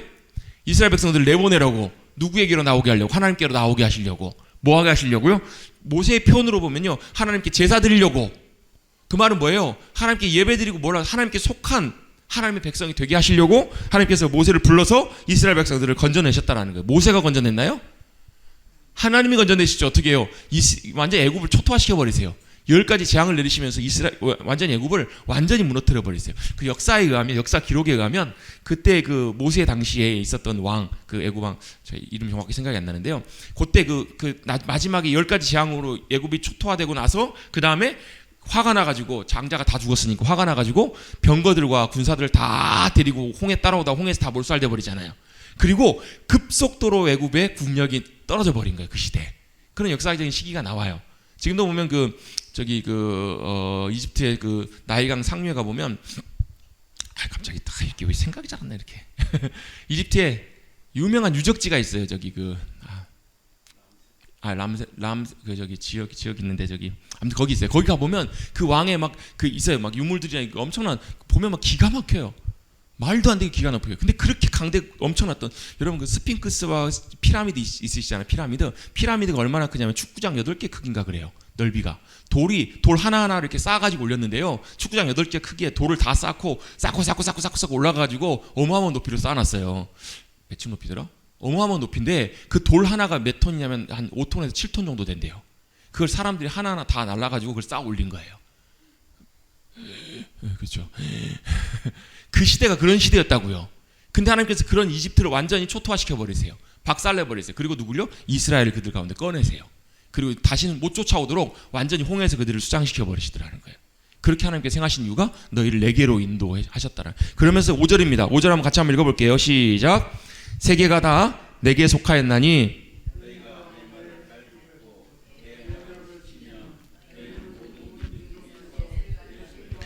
자 보세요. 세계가 다 누구 거라고요? 하나님께 속했다고. 저게 다 세계가 다 하나님 거래요. 하나님 건데 하나님이 뭐 하셨다고? 그 중에서 내 소유가 되게 저 그림이 내 소유가 되게 하시겠다고. 누구를? 이스라엘을 하나님이 선택하셔서 하나님의 소유. 이건 우리 지난번에도 나왔죠. 세굴라, 우리 신명기도 나오는 표현인데요. 하나님의 소유, 왕의 가장 소중한 보물이라는 뜻이거든요. 하나님께서 이스라엘을 가장 소중한 보물로 선택하셨다. 하나님 내 거라는 거, 내 거. 누가? 이스라엘이. 하나님의 소유로 삼으셨다고. 세상의 모든 것들이 다 하나님의 것이지만 하나님의 언약을 알고 그 언약 가운데, 약속 가운데, 말씀 가운데 그대로 동행하면 하나님의 소유가 되게 하시겠다라는 거예요. 우리가 뭐라고? 하나님 거라고요. 하나님 소유라고. 그냥 어중이 떠중이 있어도 없어도 말고 그런 것이 아니라 없으면 절대 안 되는 것. 가장 소중한 것. 그게 바로 뭐라고? 하나님께는 이스라엘이라고. 이스라엘. 하나님 자녀 삼으신 하나님의 백성들이라고. 언약의 백성들이라고. 우리가 영적인 우리의 이스라엘들이거든요. 이걸 나라를 세우신 목적이 뭔가 세계 열방 가운데 여호와 하나님, 야훼 하나님이 하나님이심을 우리를 통해서, 이스라엘을 통해서 나타내시고 드러내기를 원하시는 거예요. 그래서 여러분, 세상의 역사를 보면요, 이스라엘이 어떻게 하느냐에 따라서 여러분 주변 국가들이 다 달라져요. 여러분, 이제 우리 선지서들을 보게 될 텐데, 선지서의 특징 중에 하나가 뭐냐면 남유다와 북이스라엘에 대한 하나님의 경고의 메시지인데, 뭐가 나오냐면 주변의 국들, 뭐 에돔, 뭐 블레셋, 모압, 암몬, 뭐 이런 나라들이 계속 언급이 돼요. 왠지 아세요? 그들도 하나님께서 심판하실 거라는 거예요. 근데요, 그게 이제 중요한 의도가 있으면 뭐냐면, 하나님께서 이스라엘이 잘하면 그 주변의 국가들도 이스라엘을 통해서 이스라엘을 보면서 그들의 죄악과 이런 것들을 돌이키고 돌아올 수 있다라는 거예요. 근데 이스라엘이 타락하고 이스라엘이 하나님의 길을 떠나서 이스라엘이 무너지고 영적으로 망가지면 어때요? 그 주변국들은 더 말할 것도 없다라는 거예요. 그들에게 더 이상 소망과 기대가 없어요. 그들에게 더 큰 하나님의 심판이 임할 수밖에 없는 거예요. 이게 왜? 이게 영적인 원리이기 때문에 그래요. 우리 아까 찬양했잖아요. 하나님의 진리 등대. 여러분, 진리 등대가 불이 꺼져 있으면 여러분 다 배가 충돌하고 방향을 잃어요. 여러분, 하나님의 거룩한 백성들, 하나님의 소유된 백성들이 온전하게 하나님과의 관계 안에서 하나님의 소유가 되어서 하나님의 뭔 역할을 해야 되는가? 5절 6절에 보시면 이런 표현이 나오죠. 6절이 뭐예요? 너희가 내게 대하여 제사장 나라가 되게 하며 거룩한 백성이 되리라, 이렇게 말씀하잖아요. 뭐가 되게 하시겠다고요? 제사장 나라, 그 다음에 거룩한 백성이 되게 하시겠다고요. 뭐 거의 비슷한 표현인데요. 제사장 나라라는 건 무슨 뜻이냐면, 제사장이 뭐예요? 하나님과 예배자들 사이 연결한, 하나님과 하나님의 백성들을 중보하는 역할이 제사장 역할이에요. 중재하는 역할. 그러면 제사장 나라라는 말은 무슨 말일까요? 세상에 여러 나라들이 있는데, 세상의 여러 나라들 중에서 뭘요? 하나님께서 이스라엘을 하나님과 세상 사이에 뭐 하게 하셨다고요? 중간 역할을 하게 하셨다는 거예요. 제사장 역할을. 결국 이 제사장 나라가 제대로 잘해야 하나님과 세상과의 온전한 관계가 회복이 되겠죠. 하나님의 생명과 복이 임하겠죠. 반대로 이게 깨지면, 이 제사장 나라가 역할을 못하면 당연히 이들도 하나님께 책망받고 하나님께서 이들을 징계하실 뿐만 아니라 이 이외의 세상은 여러분 더 말할 것도 없이 완전히 길을 잃어버리고 무너지는 것은 여러분 뭐 명확관한 일이겠죠. 제사장 나라로 이스라엘을 부르셨다. 또 거룩한 백성, 하나님의 거룩한 백성을 세우시고 그들을 통해서 거룩하신 하나님이 어떻게 나타나시는 거예요. 여러분, 우리가 뭐냐면 하나님의 거룩한 백성들, 하나님의 사람들의 뭐에 드러내주는 모습이라고. 우리 지난번에 그리스도인의 사회생활 수요일날 말씀 나누면서 우리가 뭐가 돼야 된다? 하나님의 나타내는 모델, 또 하나님의 뭐예요? 진열장. 이게 뭐예요? 우리 삶을 통해서, 우리 모습을 통해서 뭐가요? 우리의 말이 아니라 우리 실제 삶을 통해서 하나님 살아계신 분, 하나님 이런 분들을, 세상은 여러분 성경을 안 봐요. 세상은 하나님을 몰라요. 세상이 보는 하나님은 뭐냐면 우리를 통해서 보는 하나님이에요. 세상이 듣는 성경은 뭐냐면 우리를 통해서 듣는 성경이라고요. 그게 하나님 말씀이라고요. 결국은 이 제사장 나라, 거룩한 하나님의 백성들이 어떻게 하느냐가 굉장히 중요한 문제가 돼요. 그래서 이 이야기가 무슨 얘기라고요? 이 이야기가 구약의 이야기예요. 이 흐름이 제사장 나라가 되면 거룩한 백성이 되어서 하나님의 복과 은혜와 생명을 이 땅 가운데 주님께서 흘려보내시고 나타내기를 주님이 원하시는데, 이 역사가 뭐라고요? 이게 구약의 역사라고요. 여기서부터 쭉 이제 이야기가 시작이 됩니다. 그래서 이 그림도 제가 성경 통독할 때마다 보여드리는 그림인데요. 이 그림 기억나시죠? 구약에 있어서 구약의 상관관계라고 표현되는데, 쉽게 말하면 구약을 하나 더 정리해보면 이렇다라는 거예요. 구약도 무슨 책이라고? 언약의 책이라고요. 무슨 언약이요? 하나님이 하나님 되시고 우리가 뭐라는 거예요? 하나님의 백성이라는 거예요. 하나님의 소유라는 거예요. 아담도 마찬가지고요. 아브라함도 마찬가지고요. 다 뭐예요? 하나님의 백성, 하나님의 자녀, 하나님의 소유가 된 거예요.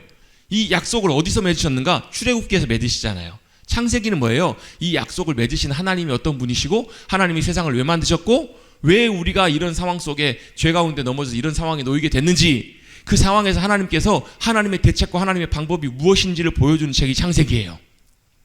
그래서 여러분, 우리 어제 나눴던 여러분 창세기 15장 말씀에 보면 하나님께서 아브라함에게 언약을 다시 한번 확인시켜 주시잖아요. 무슨 언약이요?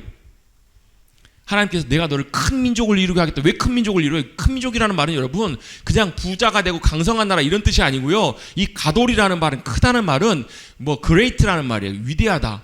큰 민족이라는 말이 뭐 부자 나라, 큰 나라, 강대한 나라 이런 뜻보다도 위대한 나라를 삼으시겠다라는 거예요. 왜 위대한 나라예요? 하나님이 위대하시니까. 위대하신 하나님을 드러내고 나타내는 나라로 주님께서 삼으시겠다라는 거예요. 큰 민족을 이루게 하겠다. 하늘의 별처럼 무수한. 그래서 여러분, 지금 여러분 이 자리에 여러분이 왜 앉아 계세요? 여러분이 그 나라의 구성원들이기 때문에 이 자리에 앉아 계시는 거예요. 실제로 그렇잖아요. 지금 물론 여러분 기독교가 타락하고 우리가 신앙의 본질을 떠나서 길을 떠나 있기 때문에 여러분 한국교회, 세계교회가 여러분 전체적으로 영적으로 많이 이렇게 문제가 있고 어려움이 있지만 그럼에도 불구하고 지금 세계 열방 가운데 여러분 얼마나 많은 하나님의 자녀들이 여러분 도처에 많이 있어요. 여러분 한 100여 년 전만 해도 여러분 100한 4, 50년 전만 해도 이 땅에 여러분 하나님의 자녀가 없었잖아요. 그렇잖아요. 근데 희한하게도 100여 년 지났는데 이 땅에 뭐가요? 그 하나님의 복음의 언약, 약속이 이 땅에 들어오기 시작하고 어떤 일이 벌어져요? 실제로 여러분 하늘의 별과 같이 이 땅에 지금 많이 줄었지만 여러분 정말 많을 때는 20% 이상 여러분 하나님의 자녀들이 그리스도인들이 여러분 이 땅에 있었잖아요. 지금 사실 10대 같은 경우에는 10%대도 안 되거든요. 1%대 이렇게 나오는데 한 자릿수 나오긴 하는데요. 어쨌든 간에 도처에 이 가득하잖아. 이 약속을 하나님께서 어떻게 해요? 아브라함을 통해 실제로 말씀하세요. 창세기 15장에 400년 동안 이방 나라에서 어려움을 당하다가 그 이야기가 어디에 출애굽기잖아요. 이방 나라에서 어려움을 당하다 하나님께서 그들을 건져내셔서 뭐 하시겠다고? 아까 읽었던 하나님의 소유 삼으시겠다고요. 뭐 하시려고요? 하나님의 제사장 나라, 열방을 향한 세상을 향한 하나님의 제사장 나라, 거룩한 백성 삼으시려고. 이게 뭐라고? 이게 저와 여러분의 부르심이에요. 부르심. 여러분 우리가 열방에서 여러분 선교 나가야 되나 이런 얘기가 아니에요. 여러분 우리 삶의 자리도 마찬가지예요. 여러분 우리가 살아가는 대한민국 이 땅도 여러분 우리가 살아가는 이 자리도 뭐예요? 세상이에요. 세상이잖아요. 실제로 보면 하나님 모르는 세상, 하나님 모르는 우리가 세상 가운데 살아가고 있잖아요. 이 열방 가운데 우리가 하나님이 우리를 하나님의 소유로 선택하셔서 하나님이 하나님 되시고 우리가 뭐 되는 거예요? 하나님의 소유된 백성이 되어서 뭐 하기를 원하신다라는 거. 하나님이 제사장 나라가 되고 거룩한 백성이 되기를 원하신다고요. 이 약속을 맺으시고 이 약속을 잘 지켜 행하라. 이 약속의 내용이 어디 있냐면 레위기에 레위기 말씀은 이 약속을 풀어 설명해 놓은 거예요. 그래서 여러분 레위기 처음에 시작에 뭐가 나와요? 제사가 나오잖아요. 제사는 뭐예요? 하나님 앞에 나아가는 거예요. 우리의 주인 되신 하나님 앞에, 우리의 왕 되신 주님 앞에, 우리 하나님 되신 하나님 앞에 나아가는 것이 제사잖아요. 그리고 그 뒤에 나오는 건 뭐예요? 거룩한 백성들의 삶이 어떤 모습인지를 실제로 주님이 그림을 그려주시고 보여주시잖아요. 그리고 뒤에 나가보면 그러면 거룩한 백성들이 어떻게 또 살아가야 될지, 서로 사회 안에서 우리 삶의 자리자리 가운데 어떻게 살아가야 될지를 보여주는 내용이 바로 레위기예요. 민수기는 뭔가 실제로 하나님께서 말씀하신 그 말씀을 실제로 광야에서 연습해보는 자리, 훈련 자리가 민수기예요. 신명기는 뭔가? 신명기는 다시 모세가 설명해주는 책이에요. 그것을 확인해서 왜 이제 들어가서 가나안 땅에 들어가서 너희가 그 언약대로 말씀대로 지켜 순종해라, 잊어서는 안 된다, 이걸 말씀해주는 내용이 신명기이기 때문에 그래요. 그래서 이 말씀을 듣고 이제 어디요? 가나안 땅에 들어가서 살아가는 역사의 이야기가 여호수아서부터 나와요. 이걸 뭐라고 하냐? 역사서라고. 역사서. 여기 보면 제가 좀 포인터를 갖고 왔어야 되는데 포인터가 없네요. 자 보세요. 레위기가 하나님의 언약의 이제 내용 약속을 하면 약속의 내용이 있을 거 아니에요. 약속의 제일 대표적인 내용이 뭐예요? 십계명이잖아요. 십계명. 십계명을 풀어 설명해 놓은 게 레위기라고 쉽게 말씀드리면요.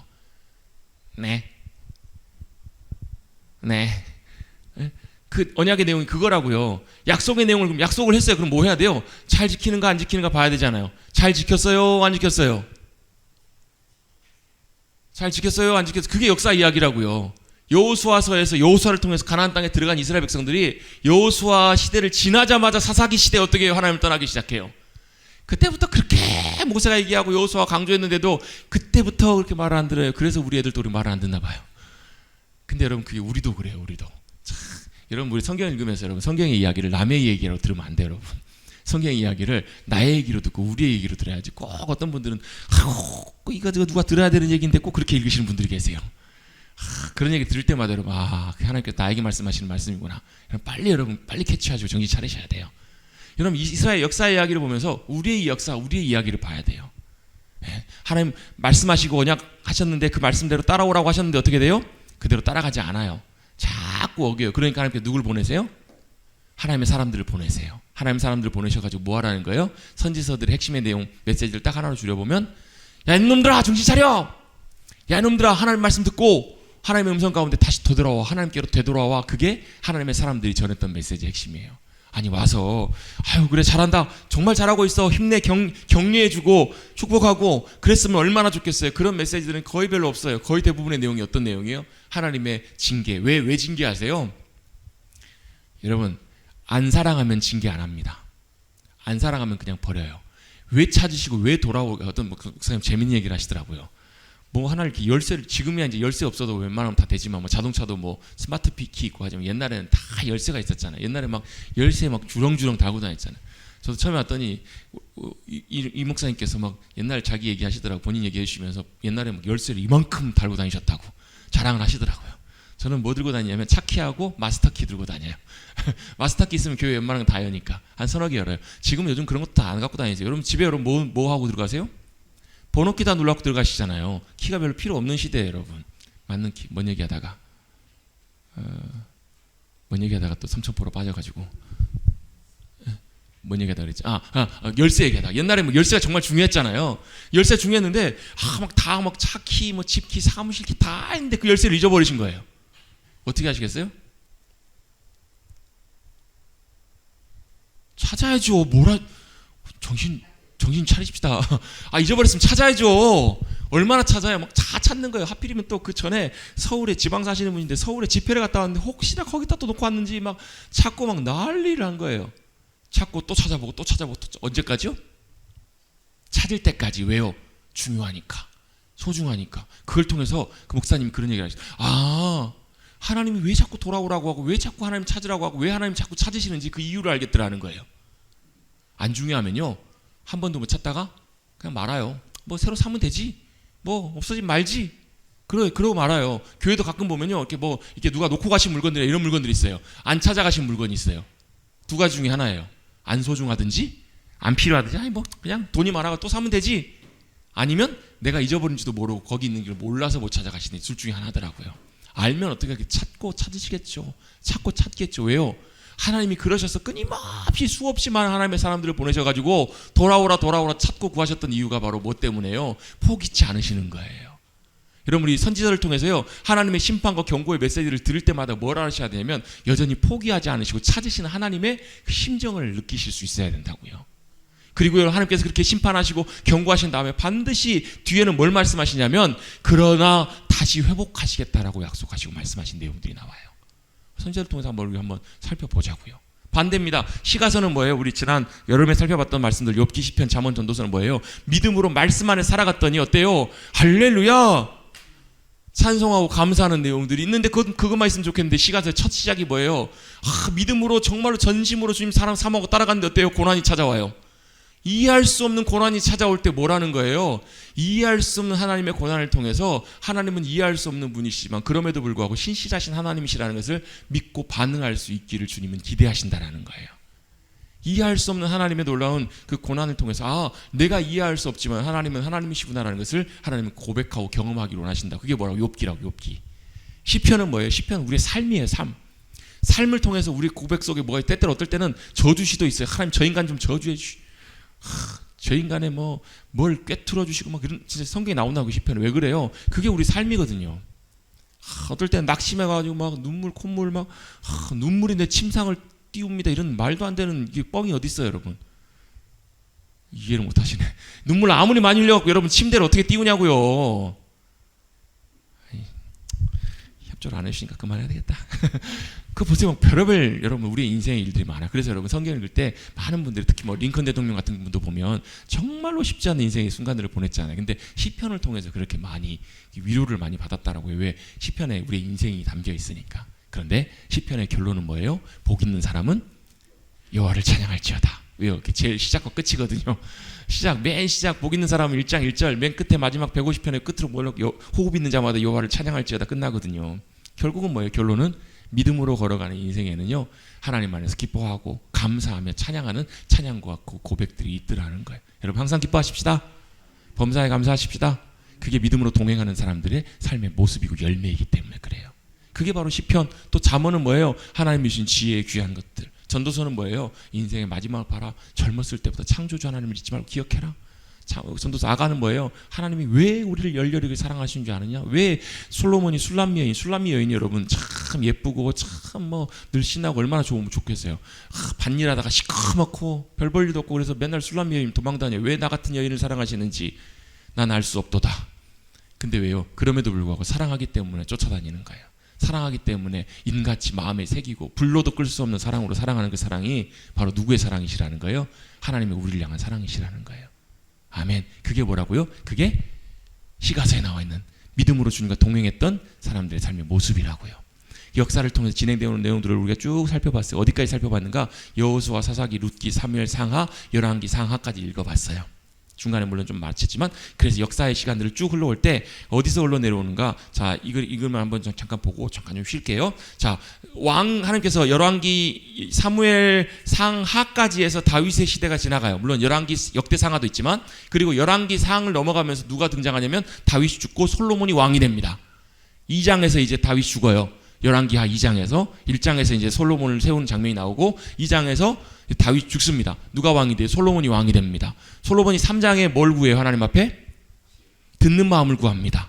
그랬더니 하나님께서 오호라, 이야, 이렇게 참 귀한 고백이 어딨냐 하면서 지혜만 주시는 것이 아니라 수와 명예와 부와 대적들을 승리케 해주는. 그래서 여러분, 역사상 이스라엘에서 가장 강대하고 넓었던 때가 언제냐면 솔로몬 때예요. 하나님이 어마어마한 것들을 주세요. 이사야 60장에 보면 모든 열방에서 모든 귀한 것들이 다 그곳으로 나오리라는 말씀이 실제로 실현됐던 적이 솔로몬 왕 때예요. 근데 문제는 뭐예요? 그렇게 하나님께서 엄청나게 주셨더니 마음이 높아지고 마음이 어때요? 무뎌지기 시작해요. 여러분, 그래서요, 때때로 하나님께서 한 번씩 주시는 때때로 고난이나 어려움들이 우리에게 정말 유익할 때가 많아요. 왜요? 안 그러면 우리의 마음이 나태해져요. 방자해져요. 여러분, 그렇잖아요. 정말 어려운 일 있을 때 하나님 도와주세요. 하나님 이거 어찌하려고 하십니까? 하나님 도와주세요. 간절히 주님 찾아요. 금식하며 찾아요. 아침 저녁으로 찾아요. 쉴 새 없이 우리 온 마음과 중심이 하나님께로 향하져 있어요. 근데 그거 딱 응답받고 해결되고 나면 어때요? 하나님 할렐루야 감사합니다. 그 다음 코빼기도 안 보여. 누가 그러시더라고요. 수능 전까지는 쥐야, 수능 딱 끝나고 나면 새벽기도 없다. 한 사람도 안 보여. 여러분, 그게 진짜 하나님을 찾는 게 아니라는 거예요. 그게 솔로몬이 그랬지 않나 싶어요. 모든 것들이 다 풍성하고 모든 것들 다 승리케 해주시니까 마음이 너무, 여러분, 하나님을 떠나는 것은 여러분 어디서부터 하나님 떠나는 거냐면 마음으로부터 하나님 떠나요. 여러분, 이제 우리 선지자들 통해서 나누게 되겠지만 하나님 떠난다는 것이 여러분 교회 안 다닌다는 게 아니에요. 여러분, 하나님 안 부른다라는 게 아니에요. 하나님 안 믿는다라는 게 아니에요. 마음으로부터 하나님으로부터 멀어지기 시작하는 것이 하나님 떠나는 거예요. 하나님으로부터 마음이, 성경에 보면 두 마음을 품는 자라는 표현이 나오거든요. 마음이 나눠지기 시작하는 것들이 뭐라고? 하나님 떠나는 거라고요. 솔로몬의 때 그런 일들이 일어나요. 하나님 몇 번 경고하세요. 솔로몬에게 경고하세요. 너 나 떠나지 마. 내 길 버리지 마. 너 큰일 나. 경고하심에도 불구하고 마음이 떠나요. 왜요? 다른 많은 것들이 마음을 뺏기거든요. 아내가 300명이에요. 첩이 1000명이에요. 1000명, 700명이가 도합 1000명이에요.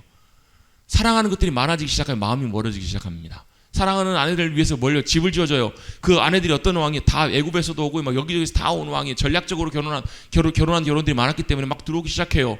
그래갖고 어떤 일이 벌어져요. 마음이 멀어지기 시작하고 마음이 떠나기 시작하니까 결국은 어때요? 하나님이 솔로몬의 노년의 말년의 마지막 버리세요. 그 특단의 조치를 취하십니다. 어떻게 해요? 하나님께서 충격요법을 쓰세요. 나라를 떼버리세요.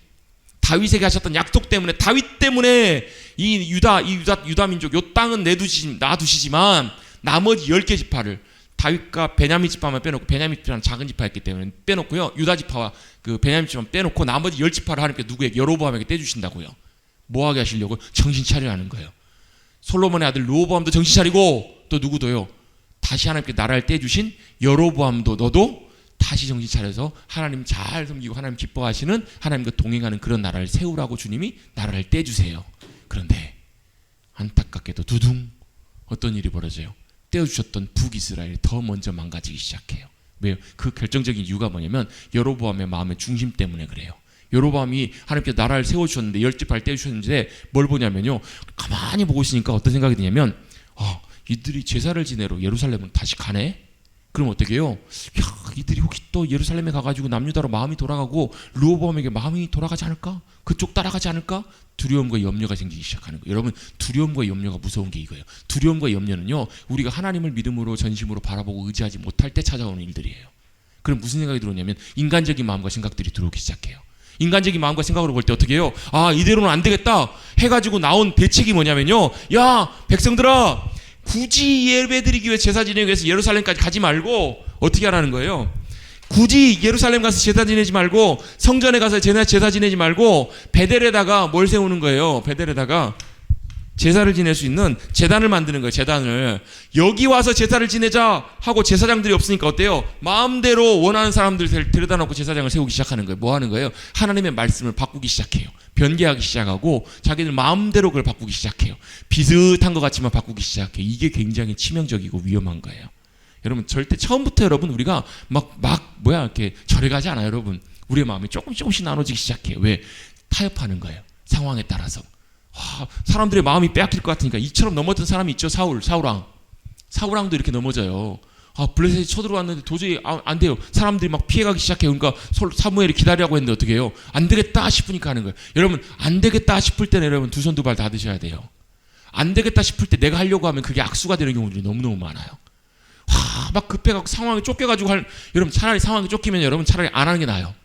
안 되는 게 나아요. 왜요? 하나님의 때를 기다리셔야 되고 하나님의 길을 놓치지 않아야 되는데 이때 선택하는 선택들은 거의 대부분 보면 여로보암 같은 선택들을 많이 하게 돼요. 말도 안 되는 일, 절기도 바꿔요. 하나님께서 말씀해 주신 절기를 나를 바꿔가지고 다른 방법으로 제사를 지내게. 왜? 차별화를 둬야 되니까. 좀 그렇잖아요. 여러분 특색이 있어야. 식당도 여러분 그렇잖아요. 똑같은 식당 두 개 해놓으면 어디 식당으로 가요? 어떤 식당으로 가요? 웬만하면 가던 식당으로 많이 가겠죠. 그러니까 어떻게 해요? 이 식당은 뭐예요? 둘째 식당은, 두 번째 뒤에 세워진 식당은 뭐예요? 차별화를 둬야 돼요. 간판도 예쁘게 만들고 특색 있는 이런 것들 내세우고 음식도 미온도 좀 한 숟가락 더 넣고 이래야 돼요. 특별한 뭔가를 만들어야 된다고. 이렇게 하다 보니까 어떻게 되는 거예요? 말씀의 길을 더 멀리 떠나기 시작해요. 그래서 여러분 이 북이스라엘은 금방 무너져 버립니다. 여러분 한번 여러분 균열이 생기기 시작하면요 바로 잡지 않으면 여러분 말도 안 되게 여러분 돌아가 버려요. 그래서 여러분 제가 나눠드렸던 여러분 사실 절에도 드렸던 종인데요. 한번 그 종이 한번 보실래요? 그거 보시면 정작 저는 안 갖고 왔네요. 저 이따가 제가 챙길게요. 앉으셔도 됩니다. 그거 보시면 이스라엘 왕 사울왕부터 해갖고 나오죠. 왕조 이야기 나오죠. 구약의 상관관계 그건 예전에도 몇 번 드렸던 거라 이게 구약의 상관관계 책이에요. 그러니까 구약의 내용 전체적으로 정리해놓은 내용들이고 왕들 이스라엘 왕들 표 있죠. 그걸 여러 옆에다 놓으시고 우리 선지서들 읽어갈 거예요. 이게 굉장히 이제 이걸 이해하는 도움이 되는데 제일 먼저 처음 왔던 왕이 사울이죠, 그죠? 그 다음에 누가 나와요? 다윗이 나옵니다. 그 다음에 누가 나오냐면 솔로몬이 나옵니다. 솔로몬 다음 시대에 어떤 일이 벌어지냐면 나라가 갈라집니다. 어떻게 달라지는 거? 우리나라처럼 남과 북으로 나라가 갈라져요. 그래서 북쪽을 나라를 뭐라고 하냐면 북이스라엘이라고 하고 남쪽의 나라를 뭐라고 하냐면 남유다라고 부릅니다. 그래서 뭐예요? 그 열왕기 상하의 말씀들 읽다 보면 열왕기 상 11장부터가 이제 솔로몬 다음 시대 이야기인데요. 11장부터 나라가 갈라져 가지고 북이스라엘과 남유다의 이야기들이 나와요. 그래서 그 열왕기 하를 읽을 때는요. 그 표를 좀 참고로 두시면서 읽어가시는 게 도움이 돼요. 왜? 이 이야기가 북이스라엘 이야기만 쫙 나오고 남유다 이야기만 쫙 나오면 참 좋겠는데 이 이야기가 서로 왕 이야기들이 왔다 갔다 하면서 이야기가 진행이 돼요. 북이스라엘 얘기했다가 남유다 얘기했다가 누구 왕 얘기하면서 누구 왕 얘기하면서 이 왕이 남유다 누구 왕 때 이야기입니다 라고 이렇게 이야기들을 막 설명하면서 나온다고요. 그래서 막 헷갈려요. 혼돈이 돼요. 그래서 이걸 보면서 이때는 요 시대의 이야기 좀 되는구나. 이걸 살펴가시면서 읽어가시면 좋아요. 또 한 가지 중요한 이유가 있어요. 왜? 이 시대에 이 북이스라엘과 남유다 시대에 이때부터 하나님께서 본격적으로 선지자들을 보내기 시작하세요. 물론 그 이전에도 사무엘도 어떻게 보면 하나님의 선지자 역할을 감당했던 사람들이에요. 근데 가장 대표적으로 우리가 누구를 이제 가장 선지자들 대표적으로 시작한 선지자라고 볼 수 있냐면 엘리야 선지자 아시죠, 여러분? 빨리 하시고 그러면 쉬십시다. 빨리 이것만 하시고. 엘리야 아시죠? 불병거 타고 올라갔던 승천했던 선지자. 놀라운 하나님의 일을 이루셨던 선지자. 이 엘리야 선지자가 누구 시대에 활동했던 그 선지자냐면 아합 왕 시대에 활동했던 선지자예요.